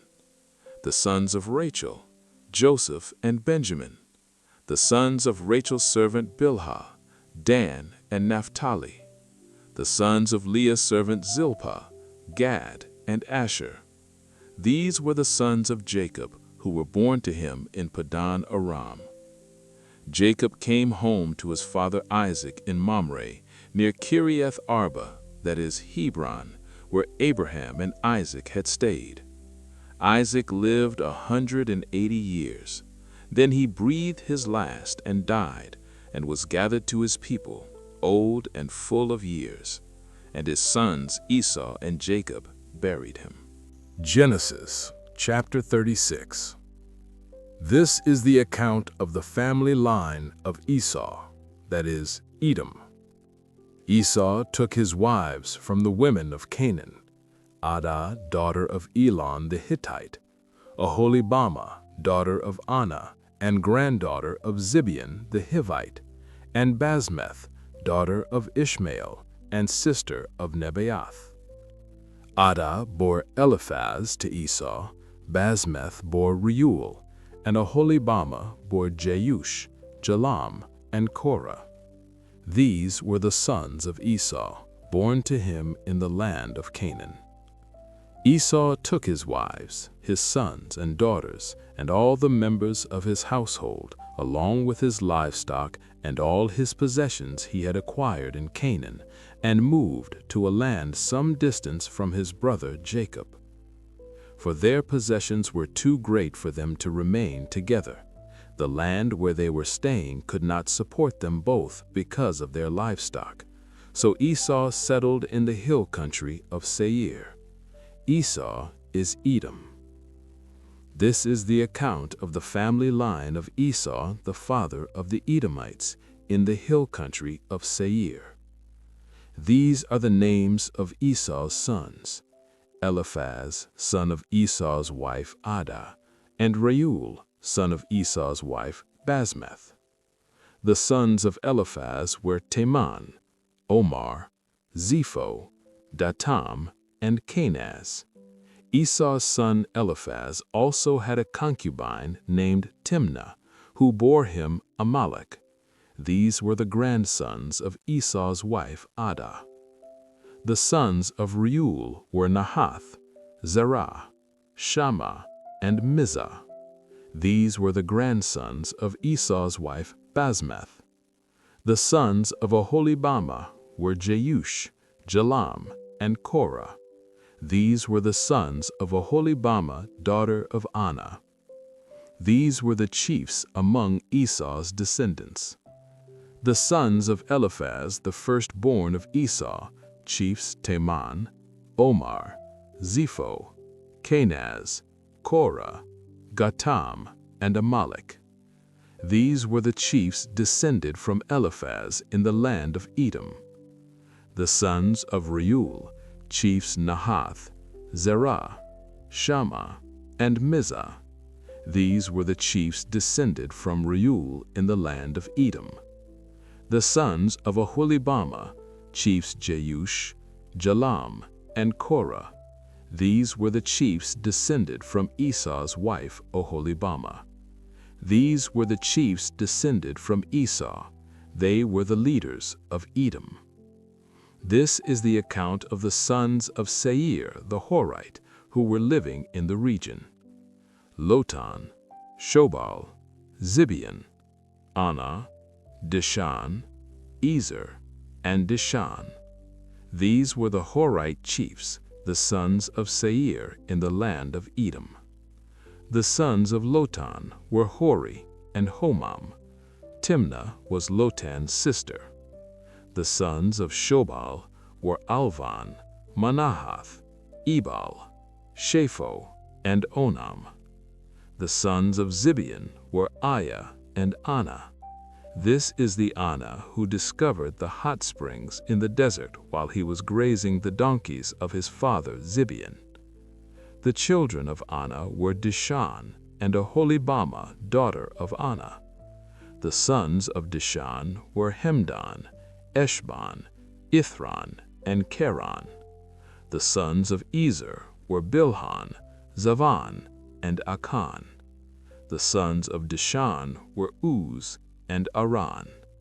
These were the Horite chiefs: Lotan, Shobal, Zibeon, Anah, Dishan, Ezer, and Dishan. These were the kings who reigned in Edom before any Israelite king reigned. Bela, son of Beor, became king of Edom. His city was named Dinhabah. When Bela died, Hobab, son of Zerah from Basra, succeeded him as king. When Hobab died, Husham from the land of the Temanites succeeded him as king.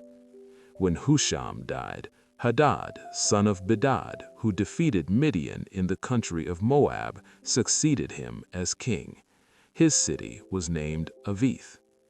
When Hadad died, Samlah from Masrekah succeeded him as king. When Samlah died, Shaul from Rehoboth on the river succeeded him as king. When Shaul died, Baal-Hanan, son of Achbor, succeeded him as king. When Baal-Hanan, son of Achbor, died, Hadad succeeded him as king. His city was named Pau, and his wife's name was Mehetabel, daughter of Matred, the daughter of Mezahab. These were the chiefs descended from Esau, listed according to their clans and regions by name: chiefs Timnah, Alva, Jeteth, Oholibamah, Elah, Pinon, Kenaz, Teman, Mibzar, Magdiel, and Iram. These were the chiefs of Edom, according to their settlements in the land they occupied. Esau was the father of the Edomites. Genesis chapter 37. Jacob lived in the land where his father had stayed, the land of Canaan. This is the account of Jacob's family line. Joseph, a young man of 17, was tending the flocks with his brothers, the sons of Bilhah and the sons of Zilpah, his father's wives. And Joseph brought a bad report about them to their father. Now Israel loved Joseph more than any of his other sons, because he had been born to him in his old age, and he made an ornate robe for him. When his brothers saw that their father loved him more than any of them, they hated him and could not speak a kind word to him. Joseph had a dream, and when he told it to his brothers, they hated him all the more. He said to them, "Listen to this dream I had. We were binding sheaves of grain out in the field, when suddenly my sheaf rose and stood upright, while your sheaves gathered around mine and bowed down to it." His brothers said to him, "Do you intend to reign over us? Will you actually rule us?" And they hated him even more because of his dream and what he had said. Then he had another dream, and he told it to his brothers. "Listen," he said, "I had another dream, and this time the sun and moon and 11 stars were bowing down to me." When he told it to his father as well as his brothers, his father rebuked him and said, "What is this dream you had? Will your mother and I and your brothers actually come and bow down to the ground before you?" His brothers were jealous of him, but his father kept the matter in mind. Now his brothers had gone to graze their father's flocks near Shechem, and Israel said to Joseph, "As you know, your brothers are grazing the flocks near Shechem. Come, I'm going to send you to them." "Very well," he replied. So he said to him, "Go and see if all is well with your brothers and with the flocks, and bring word back to me." Then he sent him off from the valley of Hebron. When Joseph arrived at Shechem, a man found him wandering around in the fields and asked him, "What are you looking for?" He replied, "I'm looking for my brothers. Can you tell me where they are grazing their flocks?" "They have moved on from here," the man answered. "I heard them say, 'Let's go to Dothan.'" So Joseph went after his brothers and found them near Dothan. But they saw him in the distance, and before he reached him, they plotted to kill him. "Here comes that dreamer," they said to each other. "Come now, let's kill him and throw him into one of these cisterns and say that a ferocious animal devoured him. Then we'll see what comes of his dreams." When Reuben heard this, he tried to rescue him from their hands. "Let's not take his life," he said. "Don't shed any blood. Throw him into the cistern here in the wilderness, but don't lay a hand on him."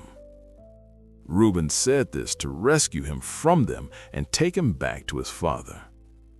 So when Joseph came to his brothers, they stripped him of his robe, the ornate robe he was wearing, and they took him and threw him into the cistern. The cistern was empty, there was no water in it. As they sat down to eat their meal, they looked up and saw a caravan of Ishmaelites coming from Gilead.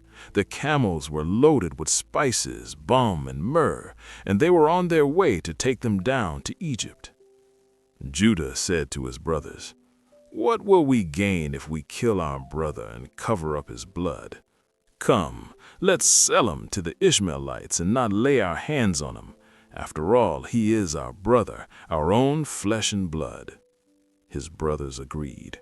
So when the Midianite merchants came by, his brothers poured Joseph up out of the cistern and sold him for 20 shekels of silver to the Ishmaelites, who took him to Egypt.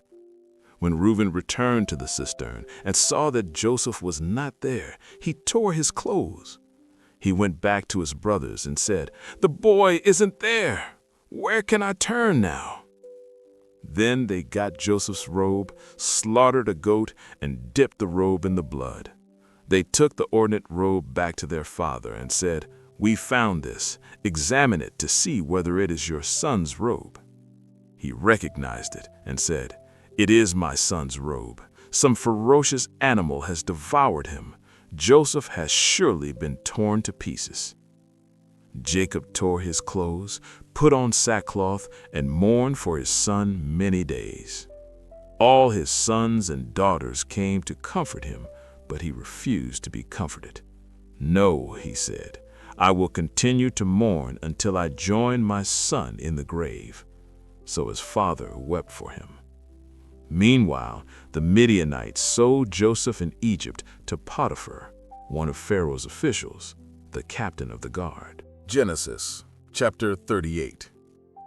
About that time, Judah left his brothers and went down to stay with a man of Adullam named Hira. There Judah met the daughter of a Canaanite man named Shua. He married her and slept with her. She became pregnant and gave birth to a son, and he named him She conceived again and gave birth to a son and named him Onan.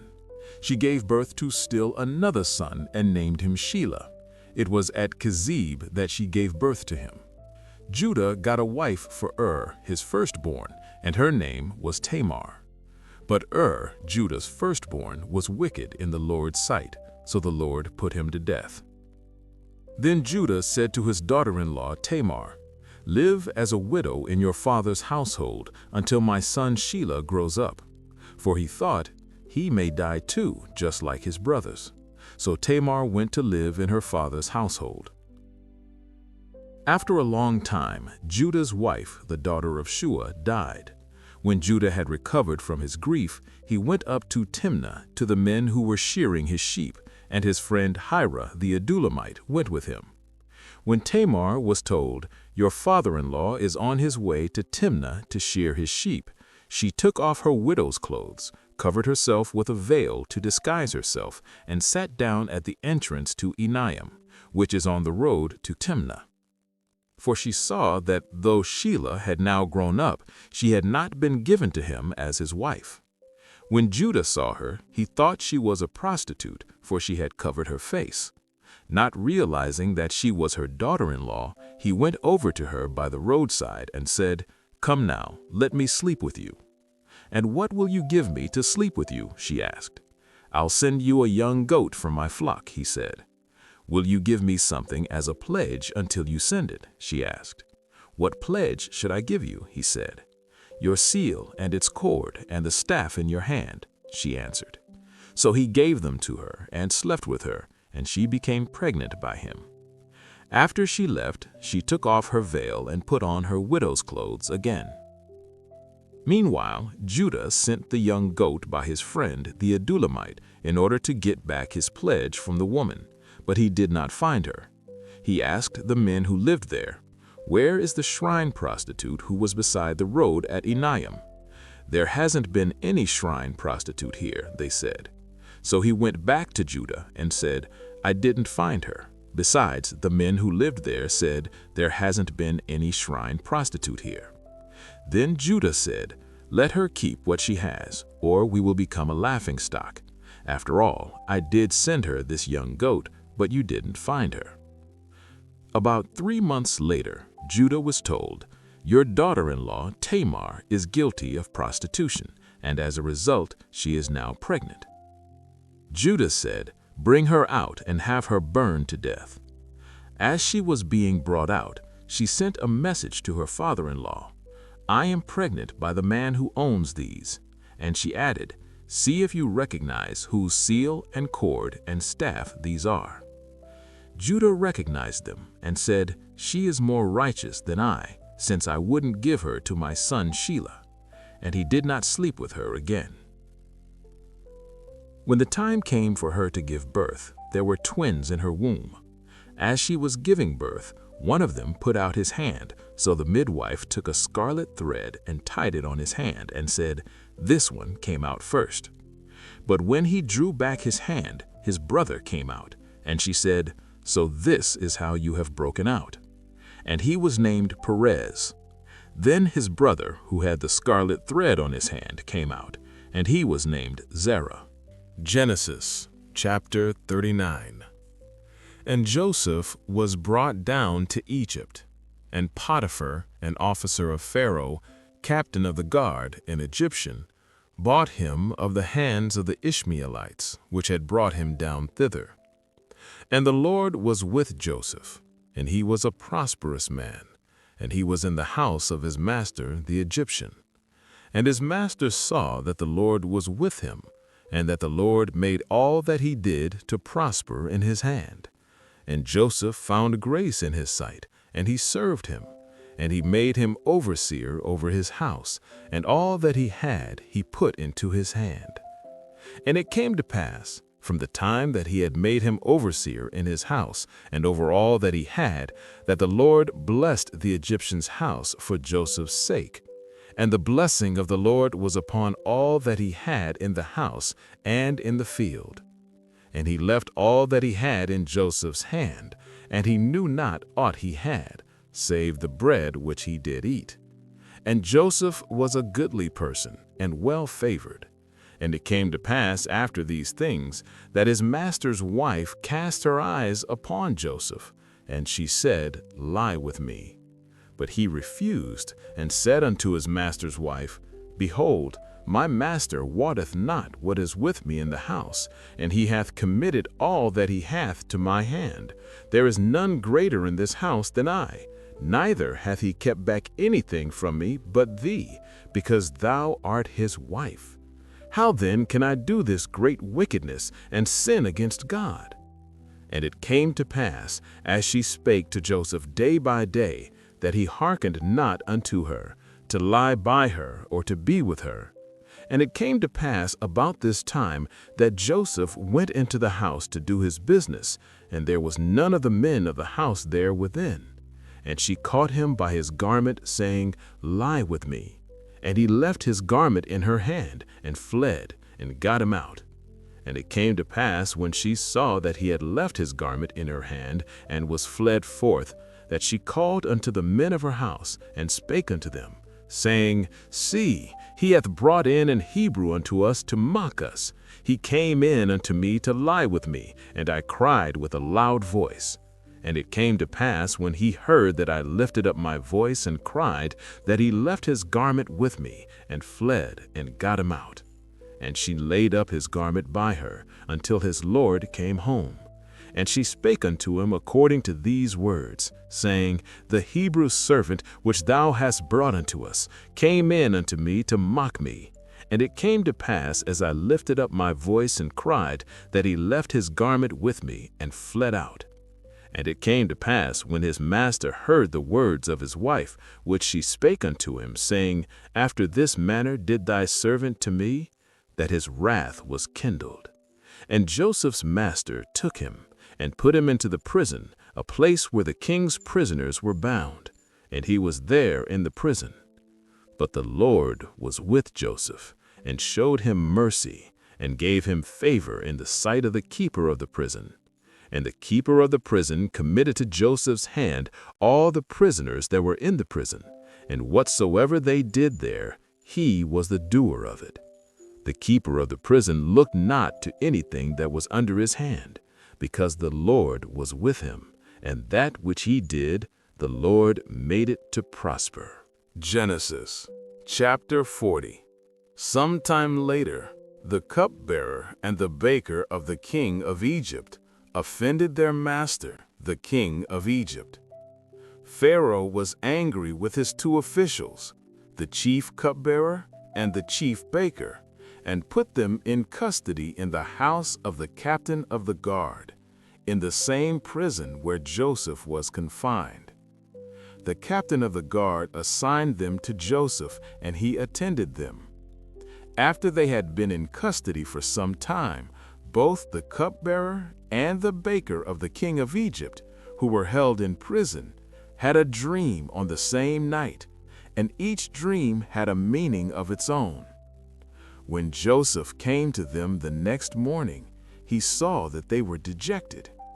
So he asked Pharaoh's officials who were in custody with him in his master's house, "Why do you look so sad today?" "We both had dreams," they answered, "but there is no one to interpret them."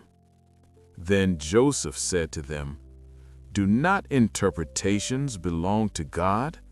Tell me your dreams." So the chief cupbearer told Joseph his dream. He said to him, "In my dream I saw a vine in front of me, and on the vine were 3 branches. As soon as it budded, it blossomed, and its clusters ripened into grapes. Pharaoh's cup was in my hand, and I took the grapes, squeezed them into Pharaoh's cup, and put the cup in his hand."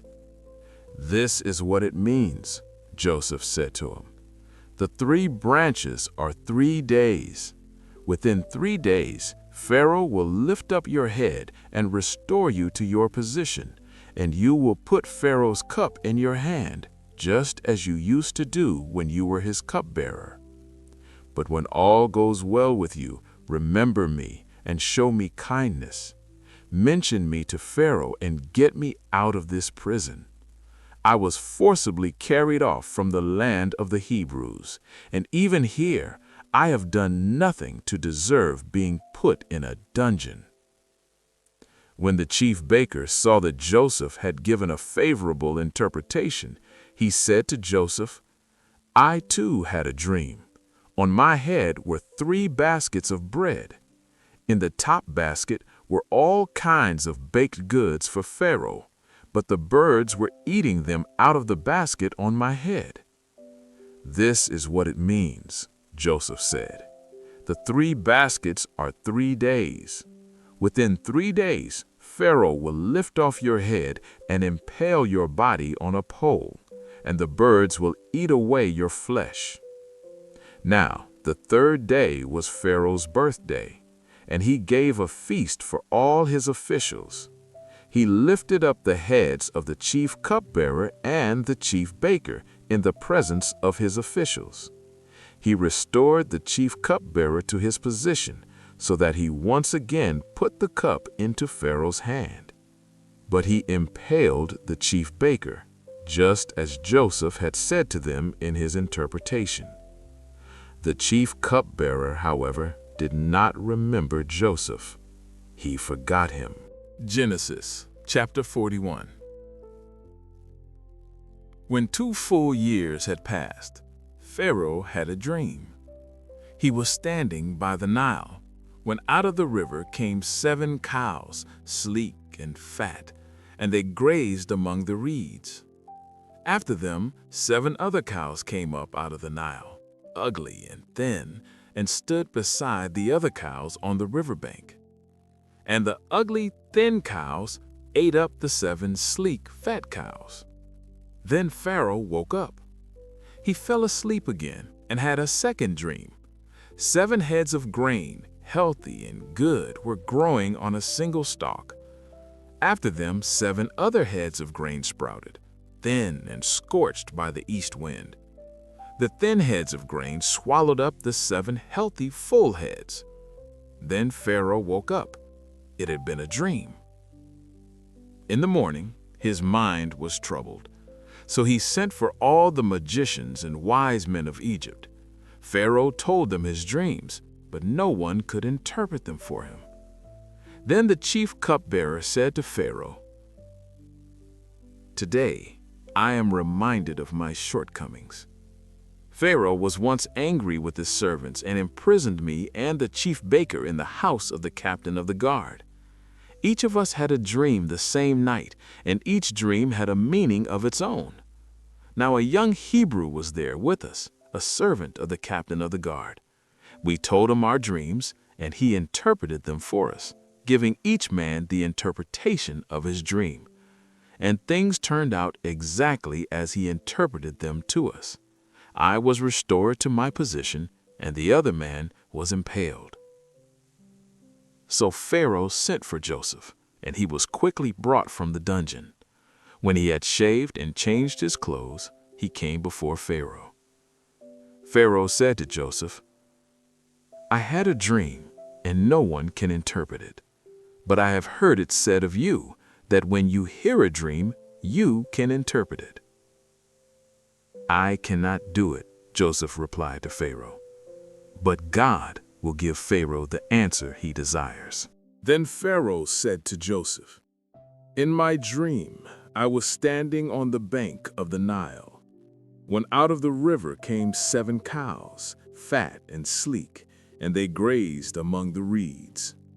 After them, 7 other cows came up, scrawny and very ugly and thin. I had never seen such ugly cows in all the land of Egypt.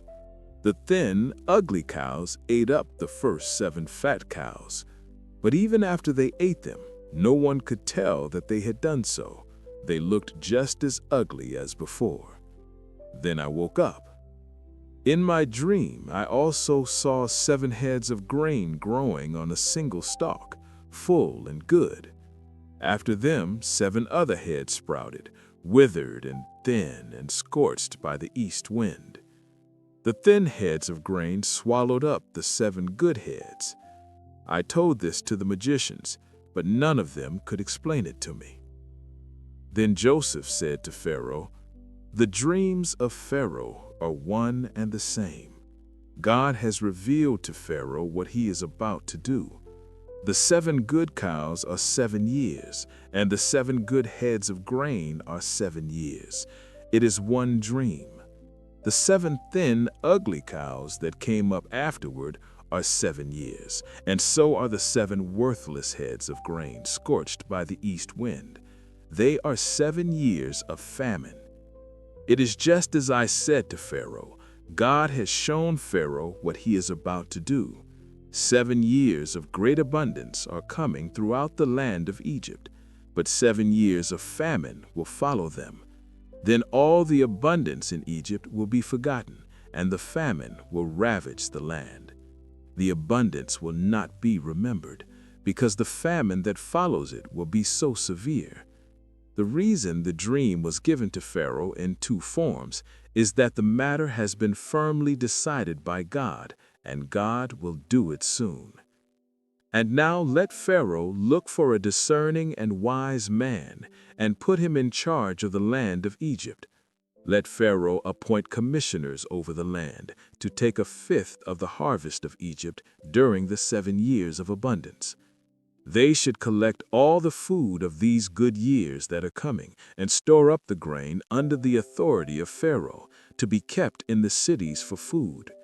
This food should be held in reserve for the country to be used during the 7 years of famine that will come upon Egypt, so that the country may not be ruined by the famine. The plan seemed good to Pharaoh and to all his officials. So Pharaoh asked them, "Can we find anyone like this man, one in whom is the Spirit of God?" Then Pharaoh said to Joseph, "Since God has made all this known to you, there is no one so discerning and wise as you. You shall be in charge of my palace, and all my people are to submit to your orders. Only with respect to the throne will I be greater than you." So Pharaoh said to Joseph, "I hereby put you in charge of the whole land of Egypt." Then Pharaoh took his signet ring from his finger and put it on Joseph's finger. He dressed him in robes of fine linen and put a gold chain around his neck.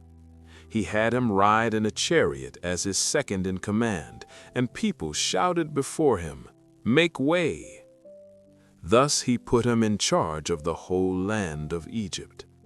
Then Pharaoh said to Joseph, "I am Pharaoh, but without your word no one will lift hand or foot in all Egypt." Pharaoh gave Joseph the name Zaphenath-Paneah, and gave him Asenath, daughter of Potiphar, priest of On, to be his wife. And Joseph went throughout the land of Egypt. Joseph was 30 years old when he entered the service of Pharaoh, king of Egypt. And Joseph went out from Pharaoh's presence and traveled throughout Egypt. During the 7 years of abundance, the land produced plentifully. Joseph collected all the food produced in those 7 years of abundance in Egypt and stored it in the cities. In each city he put the food grown in the field surrounding it. Joseph stored up huge quantities of grain, like the sand of the sea. It was so much that he stopped keeping records because it was beyond measure. Before the years of famine came, 2 sons were born to Joseph by Asenath, daughter of Potiphar, priest of On. Joseph named his firstborn Manasseh and said, "It is because God has made me forget all my trouble and all my father's household." The second son he named Ephraim and said, "It is because God has made me fruitful in the land of my suffering." The 7 years of abundance in Egypt came to an end, and the 7 years of famine began, just as Joseph had said. There was famine in all the other lands, but in the whole land of Egypt there was food. When all Egypt began to feel the famine, the people cried to Pharaoh for food. Then Pharaoh told all the Egyptians, "Go to Joseph and do what he tells you." When the famine had spread over the whole country, Joseph opened all the storehouses and sold grain to the Egyptians, for the famine was severe throughout Egypt. And all the world came to Egypt to buy grain from Joseph, because the famine was severe everywhere. Genesis chapter 42. When Jacob learned that there was grain in Egypt, he said to his sons, "Why do you just keep looking at one another?" He continued, "I have heard that there is grain in Egypt. Go down there and buy some for us, so that we may live and not die." Then 10 of Joseph's brothers went down to buy grain from Egypt. But Jacob did not send Benjamin, Joseph's brother, with the others, because he was afraid that harm might come to him. So Israel's sons were among those who went to buy grain, for there was famine in the land of Canaan also. Now Joseph was the governor of the land, the person who sold grain to all its people. So when Joseph's brothers arrived, they bowed down to him with their faces to the ground. As soon as Joseph saw his brothers, he recognized them, but he pretended to be a stranger and spoke harshly to them. "Where do you come from?" he asked. "From the land of Canaan," they replied, "to buy food." Although Joseph recognized his brothers, they did not recognize him. Then Joseph remembered his dreams about them and said to them, "You are spies. You have come to see where our land is unprotected." "No, my lord," they answered. "Your servants have come to buy food. We are all sons of one man. We are honest men, not spies." "No," he said to them, "you have come to see where our land is unprotected." But they replied, "Your servants were 12 brothers, the sons of one man, who lives in the land of Canaan. The youngest is now with our father, and one is no more." Joseph said to them, "It is just as I told you. You are spies, and this is how you will be tested. As surely as Pharaoh lives, you will not leave this place unless your youngest brother comes here. Send one of you to get your brother. The rest of you will stay here in prison, so that your words may be tested to see if you are telling the truth. If not, then as surely as Pharaoh lives, you are spies." And he put them all in custody for 3 days. On the 3rd day, Joseph said to them, "Do this and you will live, for I fear God. If you are honest men, let one of your brothers stay here in prison, while the rest of you go and take grain back for your starving households. But you must bring your youngest brother to me, so that your words may be verified, and that you may not die." This they agreed to do. They said to one another, "Surely we are being punished because of our brother. We saw how distressed he was when he pleaded with us for his life, but we would not listen. That is why this distress has come on us." Reuben replied, "Didn't I tell you not to sin against the boy? But you would not listen.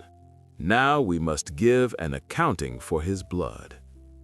They did not realize that Joseph could understand them, since he was using an interpreter. He turned away from them and began to weep, but then came back and spoke to them again. He had Simeon taken from them and bound before their eyes. Joseph gave orders to fill their bags with grain, to put each man's silver back in his sack, and to give them provisions for their journey. After this was done for them, they loaded their grain on their donkeys and left. At the place where they stopped for the night, one of them opened his sack to get feed for his donkey, and he saw his silver there at the mouth of his sack. "My silver has been returned," he said to his brothers. "Here it is, in my sack." Their hearts sank, and they turned to each other trembling and said, "What is this that God has done to us?" When they came to their father Jacob in the land of Canaan, they told him everything that had happened to them. They said, "The man who is lord over the land spoke harshly to us and treated us as though we were spying on the land. But we said to him, 'We are honest men, we are not spies. We are 12 brothers, sons of one father. One is no more, and the youngest is now with our father in Canaan.' Then the man who was lord over the land said to us, 'This is how I will know whether you are honest men. Leave one of your brothers here with me, and take food for your starving households in Bro. But you must bring your youngest brother to me, so I will know that you are not spies, but honest men. Then I will give your brother back to you, and you can trade in the land.' As they were emptying their sacks, there in each man's sack was his pouch of silver. When they and their father saw the money pouches, they were frightened. Their father Jacob said to them, 'You have deprived me of my children. Joseph is no more, and Simeon is no more, and now you want to take Benjamin. Everything is against me.' Then Reuben said to his father, 'You may put both my sons to death if I do not bring him back to you. Entrust him to my care, and I will bring him back.' But Jacob said, 'My son will not go down there with you. His brother is dead, and he is the only one left. If harm comes to him on the journey you are taking, you will bring my gray head down to the grave in sorrow." Genesis chapter 43. Now the famine was severe in the land. So when they had eaten all the grain they had brought from Egypt, their father said to them, "Go back and buy us a little more food." But Judah said to him, "The man warned us solemnly, 'You will not see my face again unless your brother is with you.' If you will send our brother along with us, we will go down and buy food for you. But if you will not send him, we will not go down, because the man said to us, 'You will not see my face again unless your brother is with you.' Israel asked, 'Why did you bring this trouble on me by telling the man you had another brother?' They replied, 'The man questioned us closely about ourselves and our family. 'Is your father still alive? Do you have another brother?' he asked us. We simply answered his questions. How were we to know he would say, 'Bring your brother down here'?" Then Judah said to Israel his father, "Send the boy along with me, and we will go at once, so that we and you and our children may live and not die. I myself will guarantee his safety. You can hold me personally responsible for him. If I do not bring him back to you and set him here before you, I will bear the blame before you all my life. As it is, if we had not delayed, we could have gone and returned twice." Then their father Israel said to them, "If it must be, then do this. Put some of the best products of the land in your bags and take them down to the man as a gift. A little balm and a little honey, some spices and myrrh, some pistachio nuts and almonds. Take double the amount of silver with you, for you must return the silver that was put back into the mouths of your sacks. Perhaps it was a mistake. Take your brother also and go back to the man at once, and may God Almighty grant you mercy before the man, so that he will let your other brother and Benjamin come back with you. As for me, if I am bereaved, I am bereaved." So the men took the gifts and doubled the amount of silver, and Benjamin also. They hurried down to Egypt and presented themselves to Joseph. When Joseph saw Benjamin with them, he said to the steward of his house, "Take these men to my house, slaughter an animal, and prepare a meal. They are to eat with me at noon." The man did as Joseph told him and took the men to Joseph's house. Now the men were afraid when they were taken to Joseph's house. They thought, "We were brought here because of the silver that was put back into our sacks the first time. He wants to attack us and overpower us and seize us as slaves and take our donkeys." So they approached Joseph's steward and spoke to him at the entrance to the house. "Please, sir," they said, "we came down here the first time to buy food, but at the place where we stopped for the night, we opened our sacks and each of us found his silver, the exact weight, in the mouth of his sack. So we have brought it back with us. We have also brought additional silver to buy food. We don't know who put our silver in our sacks." "It's all right," he said. "Don't be afraid. Your God, the God of your father, has given you treasure in your sacks. I received your silver." Then he brought Simeon out to them. The steward took the men into Joseph's house, gave them water to wash their feet, and provided fodder for their donkeys. They prepared their gifts for Joseph's arrival at noon, because they had heard that they were to eat there. When Joseph came home, they presented to him the gifts they had brought into the house, and they bowed down before him to the ground. He asked them how they were, and then said, "How is your aged father you told me about? Is he still alive?" They replied, "Your servant, our father, is still alive and well." And they bowed down, prostrating themselves before him. As he looked about and saw his brother Benjamin, his own mother's son, Joseph asked, "Is this your youngest brother, the one you told me about?" And he said, "God be gracious to you, my son." Deeply moved at the sight of his brother, Joseph hurried out and looked for a place to weep. He went into his private room and wept there. After he had washed his face, he came out and, controlling himself, said, "Serve the food." They served him by himself, the brothers by themselves, and the Egyptians who ate with him by themselves, because Egyptians could not eat with Hebrews, for that is detestable to Egyptians.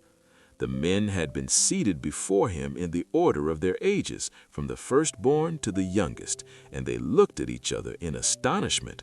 When portions were served to them from Joseph's table, Benjamin's portion was 5 times as much as anyone else's. So they feasted and drank freely with him. Genesis chapter 44. Now Joseph gave these instructions to the steward of his house. Fill the men's sacks with as much food as they can carry, and put each man's silver in the mouth of his sack. Then put my silver cup, the one I use for divination, into the mouth of the youngest one's sack, along with the silver for his grain. And the steward did as Joseph told him. As morning dawned, the men were sent on their way with their donkeys. They had not gone far from the city when Joseph said to his steward, "Go after those men at once, and when you catch up with them, say to them, 'Why have you repaid good with evil? Isn't this the cup my master drinks from and also uses for divination? This is a wicked thing you have done.'" When he caught up with them, he repeated these words to them. But they said to him, "Why does your Lord say such things? Far be it from your servants to do anything like that. We even brought back to you from the land of Canaan the silver we found inside the mouths of our sacks. So why would we steal silver or gold from your master's house? If any of your servants is found to have it, let him die, and the rest of us will become my lord's slaves." "Very well," he said, "let it be as you say. Whoever is found to have it will become my slave. The rest of you will be free from blame." Each of them quickly lowered their sack to the ground and opened it. Then the steward searched, beginning with the oldest and ending with the youngest. And the cup was found in Benjamin's sack. At this they tore their clothes. Then they all loaded their donkeys and returned to the city. Joseph was still in the house when Judah and his brothers came in, and they threw themselves to the ground before him. Joseph said to them, "What is this you have done? Don't you know that a man like me can find things out by divination?" "What can we say to my lord?" Judah replied. "What can we say? How can we prove our innocence? God has uncovered your servant's guilt. We are now my lord's slaves, we ourselves, and the one who was found to have the cup." But Joseph said, "Far be it from me to do such a thing. Only the man who was found to have the cup will become my slave. The rest of you go back to your father in peace." Then Judah went up to him and said, "Please, my lord, let your servant speak a word to my lord. Do not be angry with your servant, though you are equal to Pharaoh himself." My lord asked his servants, "Do you have a father or a brother?" And we answered, "We have an aged father, and there is a young son born to him in his old age. His brother is dead, and he is the only one of his mother's sons left, and his father loves him." Then you said to your servants, "Bring him down to me so that I can see him for myself." And we said to your lord, "The boy cannot leave his father. If he leaves him, his father will die." But you told your servants, "Unless your youngest brother comes down with you, you will not see my face again." When we went back to your servant my father, we told him what my lord had said. Then our father said, "Go back and buy a little more food." But we said, "We cannot go down. Only if our youngest brother is with us will we go. We cannot see the man's face unless our youngest brother is with us." Your servant my father said to us, "You know that my wife bore me 2 sons. One of them went away from me, and I said, 'He has surely been torn to pieces,' and I have not seen him since. If you take this one from me too, and harm comes to him, you will bring my gray head down to the grave in misery. So now, if the boy is not with us when I go back to your servant my father, and if my father, whose life is closely bound up with the boy's life, sees that the boy is not there, he will die. Your servants will bring the gray head of our father down to the grave in sorrow. Your servant guaranteed the boy's safety to my father. I said, if I do not bring him back to you, I will bear the blame before you all my life. Now then, please let your servant remain here as my lord's slave in place of the boy, and let the boy return with his brothers. How can I go back to my father if the boy is not with me? No, do not let me see the misery that would come on my father. Genesis chapter 45. Then Joseph could no longer control himself before all his attendants, and he cried out, "Have everyone leave my presence." So there was no one with Joseph when he made himself known to his brothers. And he wept so loudly that the Egyptians heard him, and Pharaoh's household heard about it. Joseph said to his brothers, "I am Joseph. Is my father still alive?" But his brothers were not able to answer him because they were terrified at his presence.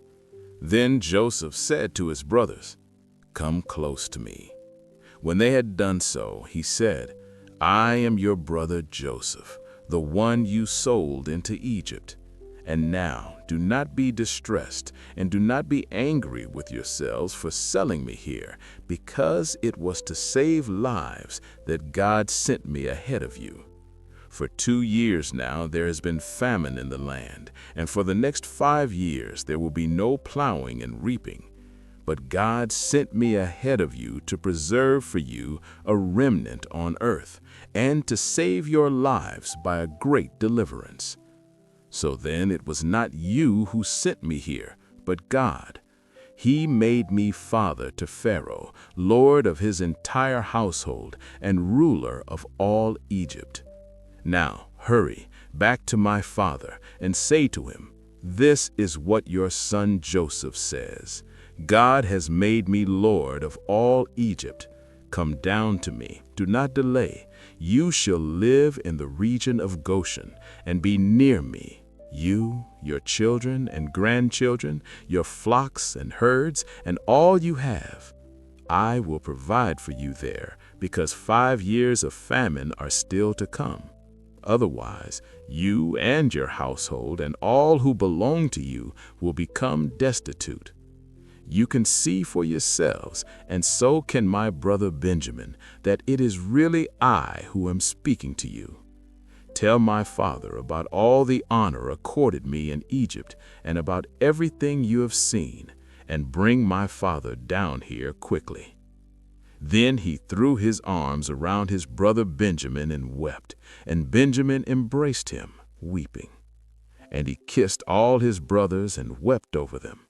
Afterward his brothers talked with him. When the news reached Pharaoh's palace that Joseph's brothers had come, Pharaoh and all his officials were pleased. Pharaoh said to Joseph, "Tell your brothers, do this. Load your animals and return to the land of Canaan, and bring your father and your families back to me. I will give you the best of the land of Egypt, and you can enjoy the fat of the land." You are also directed to tell them to do this.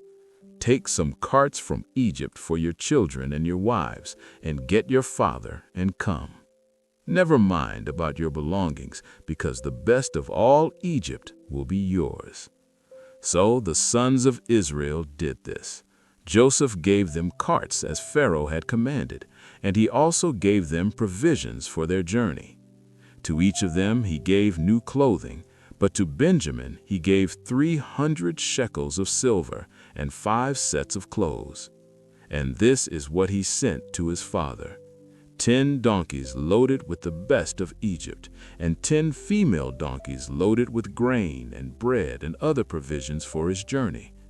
Then he sent his brothers away, And as they were leaving, he said to them, "Don't quarrel on the way."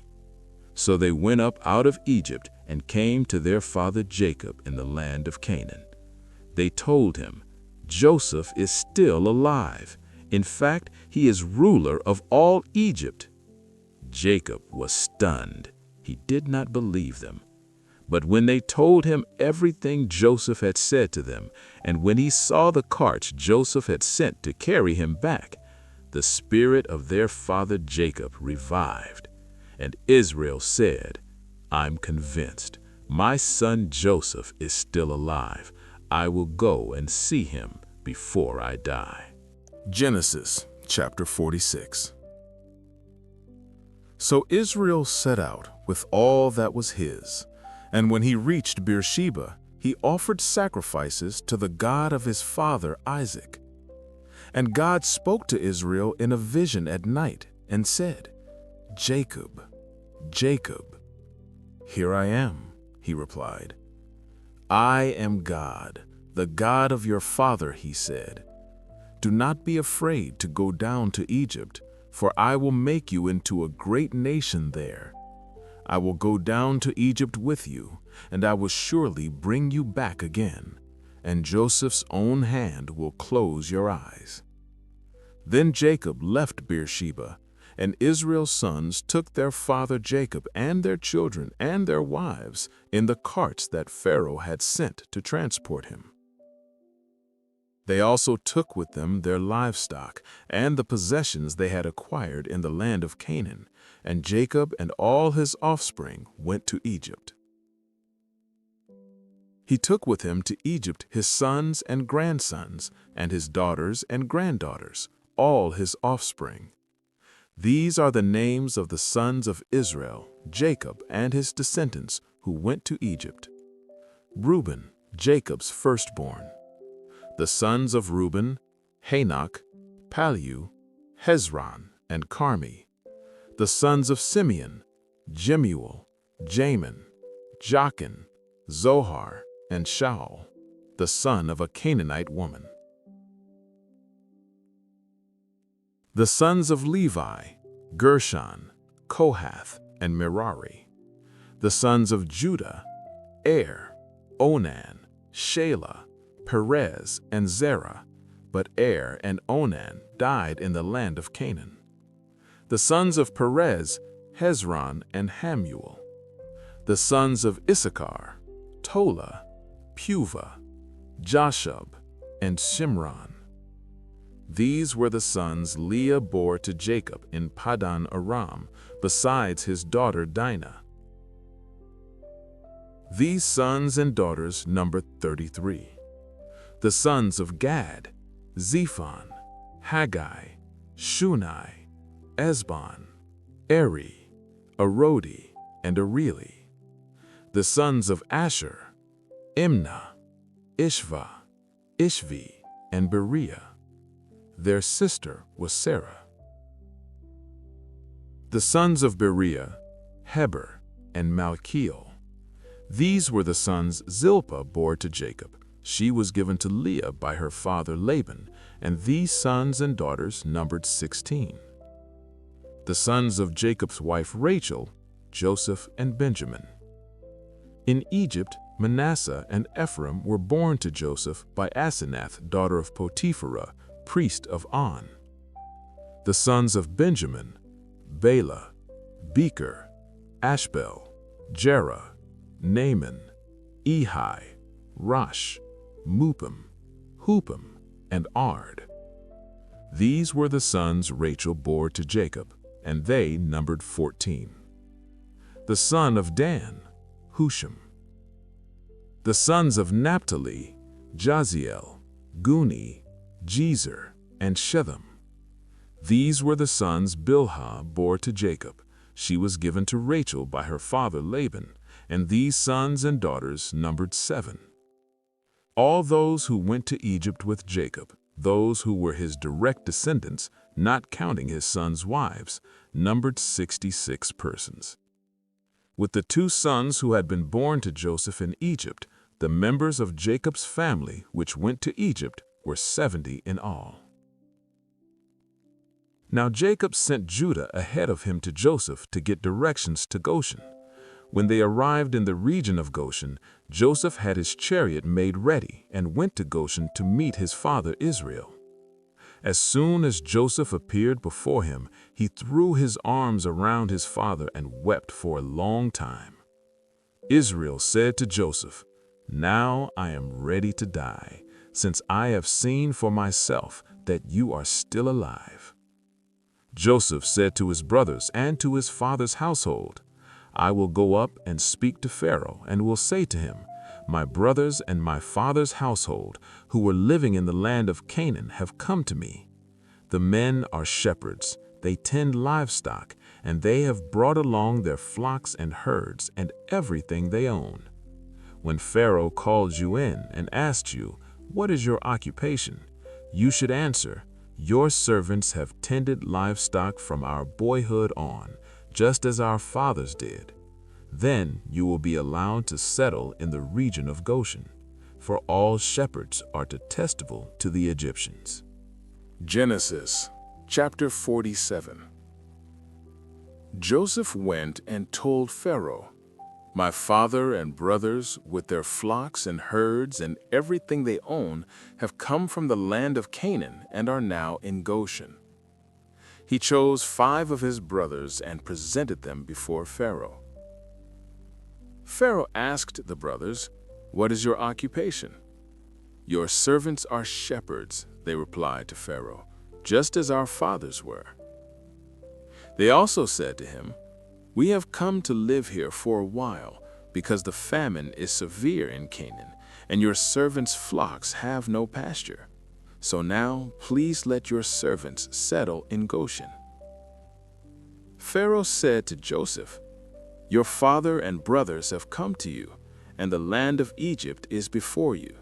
Settle your father and brothers in the best part of the land. Let them live in Goshen.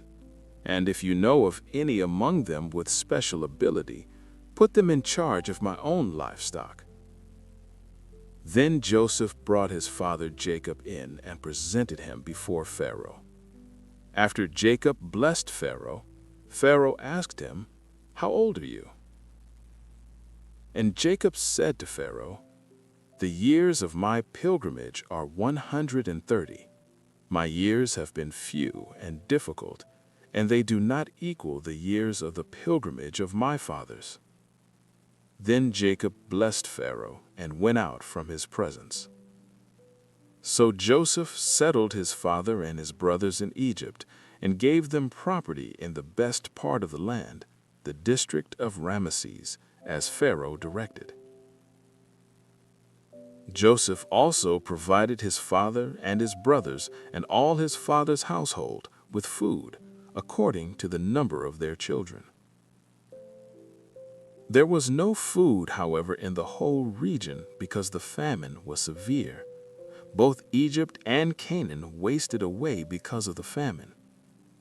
Joseph collected all the silver that was found in Egypt and Canaan in payment for the grain they were buying, and he brought it to Pharaoh's palace. When the silver of the people of Egypt and Canaan was gone, all the Egyptians came to Joseph and said, "Give us food. Why should we die before your eyes? Our money is gone." "Bring your livestock," Joseph said. "I will sell you food in exchange for your livestock, since your money is gone." So they brought their livestock to Joseph, and he gave them food in exchange for their horses, their sheep and goats, their cattle and donkeys. And he brought them through that year with food in exchange for all their livestock. When that year was over, they came to him the following year and said, "We cannot hide from our Lord the fact that since our money is gone and our livestock belongs to you, there is nothing left for our Lord except our bodies and our land. Why should we perish before your eyes, we and our land? Buy us and our land in exchange for food, and we with our land will be in bondage to Pharaoh. Give us seed so that we may live and not die, and that the land may not become desolate." So Joseph bought all the land in Egypt for Pharaoh. The Egyptians, one and all, sold their fields because the famine was too severe for them. The land became Pharaoh's. And Joseph reduced the people to servitude from one end of Egypt to the other. However, he did not buy the land of the priests because they received a regular allotment from Pharaoh and had food enough from the allotment Pharaoh gave them. That is why they did not sell their land. Joseph said to the people, "Now that I have bought you and your land today for Pharaoh, here is seed for you so you can plant the ground. But when the crop comes in, give a fifth of it to Pharaoh. The other 4/5 you may keep as seed for the fields and as food for yourselves and your households and your children." "You have saved our lives," they said. "May we find favor in the eyes of our Lord. We will be in bondage to Pharaoh." So Joseph established it as a law concerning land in Egypt, still in force today, that a fifth of the produce belongs to Pharaoh. It was only the land of the priests that did not become Pharaoh's. Now the Israelites settled in Egypt in the region of Goshen. They acquired property there and were fruitful and increased greatly in number. Jacob lived in Egypt 17 years, and the years of his life were 147. When the time drew near for Israel to die, he called for his son Joseph and said to him, "If I have found favor in your eyes, put your hand under my thigh and promise me that you will show me kindness and faithfulness. Do not bury me in Egypt, but when I rest with my fathers, carry me out of Egypt and bury me where they are buried." "I will do as you say," he said. "Swear to me," he said. Then Joseph swore to him, and Israel worshipped as he leaned on the top of his staff. Genesis chapter 48. Sometime later, Joseph was told, "Your father is ill." So he took his 2 sons, Manasseh and Ephraim, along with him. When Jacob was told, "Your son Joseph has come to you," Israel rallied his strength and sat up on the bed. Jacob said to Joseph, "God Almighty appeared to me at Luz in the land of Canaan, and there he blessed me and said to me, 'I am going to make you fruitful and increase your numbers. I will make you a community of peoples, and I will give this land as an everlasting possession to your descendants after you.' Now then, your 2 sons born to you in Egypt before I came here will be reckoned as mine. Ephraim and Manasseh will be mine, just as Reuben and Simeon are mine. Any children born to you after them will be yours. They will be reckoned under the names of their brothers in the inheritance. As I was returning from Paddan, to my sorrow, Rachel died in the land of Canaan while we were still on the way, a little distance from Ephrath. So I buried her there beside the road to Ephrath, which is Bethlehem." When Israel saw the sons of Joseph, he asked, "Who are these?" "They are the sons God has given me here," Joseph said to his father. Then Israel said, "Bring them to me, so I may bless them." Now Israel's eyes were failing because of old age, and he could hardly see. So Joseph brought his sons close to him, and his father kissed them and embraced them. Israel said to Joseph, "I never expected to see your face again, and now God has allowed me to see your children too." Then Joseph removed them from Israel's knees and bowed down with his face to the ground. And Joseph took both of them, Ephraim on his right toward Israel's left hand, and Manasseh on his left toward Israel's right hand, and brought them close to him. But Israel reached out his right hand and put it on Ephraim's head, though he was the younger, and crossing his arms, he put his left hand on Manasseh's head, even though Manasseh was the firstborn. Then he blessed Joseph and said, "The God before whom my fathers Abraham and Isaac walked faithfully, the God who has been my shepherd all my life to this day, the angel who has delivered me from all harm, may he bless these boys. May they be called by my name and the names of my fathers Abraham and Isaac, and may they increase greatly on the earth." When Joseph saw his father placing his right hand on Ephraim's head, he was displeased, so he took hold of his father's hand to move it from Ephraim's head to Manasseh's head. Joseph said to him, "No, my father, this one is the firstborn. Put your right hand on his head." But his father refused and said, "I know, my son, I know. He too will become a people, and he too will become great. Nevertheless, his younger brother will be greater than he, and his descendants will become a group of nations." He blessed them that day and said, "In your name will Israel pronounce this blessing. May God make you like Ephraim and Manasseh." So he put Ephraim ahead of Manasseh. Then Israel said to Joseph, "I am about to die, but God will be with you and take you back to the land of your fathers. And to you I give one more ridge of land than to your brothers, the ridge I took from the Amorites with my sword and my bow." Genesis chapter 49.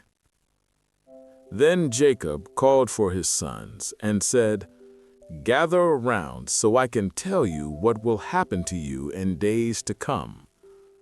Assemble and listen, sons of Jacob. Listen to your father Israel.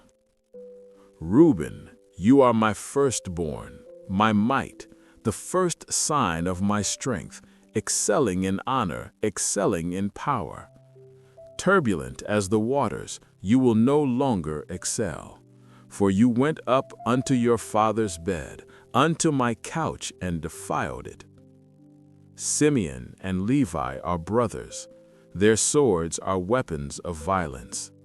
Let me not enter their council, let me not join their assembly, for they have killed men in their anger, and hamstrung oxen as they pleased. Cursed be their anger, so fierce, and their fury so cruel. I will scatter them in Jacob, and disperse them in Israel. Judah, your brothers will praise you. Your hand will be on the neck of your enemies. Your father's sons will bow down to you. You are a lion's cub, Judah. You return from the prey, my son. Like a lion he crouches and lies down, like a lioness, who dares to rouse him? The scepter will not depart from Judah, nor the ruler's staff from between his feet, until he to whom it belongs comes, and the obedience of the nations is his. He will tether his donkey to a vine, his coat to the choicest branch. He will wash his garments in wine, his robes in the blood of grapes. His eyes will be darker than wine, his teeth whiter than milk. Zebulun will live by the seashore and become a haven for ships. His border will extend toward Sidon. Issachar is a raw-boned donkey lying down among the sheep pens.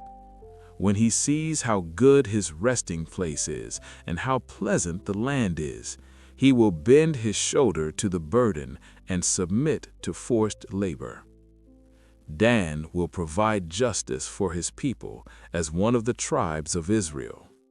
Dan will be a snake by the roadside, a viper along the path that bites the horse's heels so that its rider tumbles backward. I look for your deliverance, Lord. Gad will be attacked by a band of raiders, but he will attack them at their heels. Asher's food will be rich. He will provide deliciousness fit for a king. Naphtali is a doe set free that bears beautiful fawns. Joseph is a fruitful vine near a spring, whose branches climb over a wall. With bitterness, archers attacked him. They shot at him with hostility. But his bow remained steady. His strong arm stayed limber because of the hand of the mighty one of Jacob, because of the shepherd, the rock of Israel, because of your father's God who helps you, because of the Almighty who blesses you with blessings of the skies above, blessings of the deep springs below, blessings of the breast and womb. Your father's blessings are greater than the blessings of the ancient mountains, than the bounty of the age-old hills. Let all these rest on the head of Joseph, on the brow of the prince among his brothers. Benjamin is a ravenous wolf. In the morning he devours the prey. In the evening he divides the plunder. All these are the 12 tribes of Israel, and this is what their father said to them when he blessed them, giving each the blessing appropriate to him. Then he gave them these instructions. I am about to be gathered to my people. Bury me with my fathers in the cave in the field of Ephron the Hittite, the cave in the field of Machpelah near Mamre in Canaan, which Abraham bought along with the field as a burial place from Ephron the Hittite. There Abraham and his wife Sarah were buried. There Isaac and his wife Rebekah were buried. And there I buried Leah. The field and the cave in it were bought from the Hittites. When Jacob had finished giving instructions to his sons, he drew his feet up into the bed, breathed his last, and was gathered to his people. Genesis chapter 50. Joseph threw himself on his father and wept over him and kissed him. Then Joseph directed the physicians in his service to embalm his father Israel. So the physicians embalmed him, taking a full 40 days, for that was the time required for embalming, and the Egyptians mourned for him 70 days. When the days of mourning had passed, Joseph said to Pharaoh's court, "If I have found favor in your eyes, speak to Pharaoh for me. Tell him, my father made me swear an oath and said, I am about to die. Bury me in the tomb I dug for myself in the land of Canaan. Now let me go up and bury my father, then I will return." Pharaoh said, "Go up and bury your father, as he made you swear to do." So Joseph went up to bury his father. All Pharaoh's officials accompanied him, the dignitaries of his court and all the dignitaries of Egypt, besides all the members of Joseph's household, and his brothers, and those belonging to his father's household. Only their children and their flocks and herds were left behind in Goshen. Chariots and horsemen also went up with him. It was a very large company. When they reached the threshing floor of Atad, near the Jordan, they lamented loudly and bitterly. And there Joseph observed a 7-day period of mourning for his father. When the Canaanites who lived there saw the mourning at the threshing floor of Atad, they said, "The Egyptians are holding a solemn ceremony of mourning." That is why that place near the Jordan is called Abel Mizraim. So Jacob's sons did as he had commanded them. They carried him to the land of Canaan and buried him in the cave in the field of Machpelah near Mamre, which Abraham had bought along with the field as a burial place from Ephron the Hittite. After burying his father, Joseph returned to Egypt, together with his brothers and all the others who had gone with him to bury his father. When Joseph's brothers saw that their father was dead, they said, "What if Joseph holds a grudge against us and pays us back for all the wrongs we did to him?" So they sent word to Joseph, saying, "Your father left these instructions before he died. This is what you are to say to Joseph. I ask you to forgive your brothers the sins and the wrongs they committed in treating you so badly. Now please forgive the sins of the servants of the God of your father."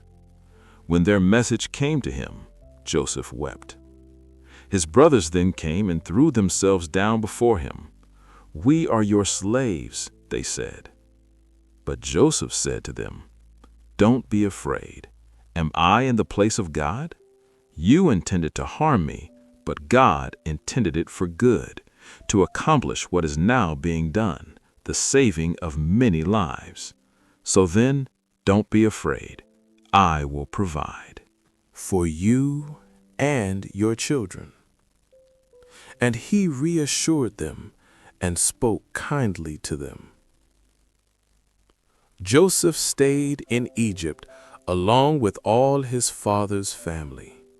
He lived to be 110 years old. Joseph saw the third generation of Ephraim's children.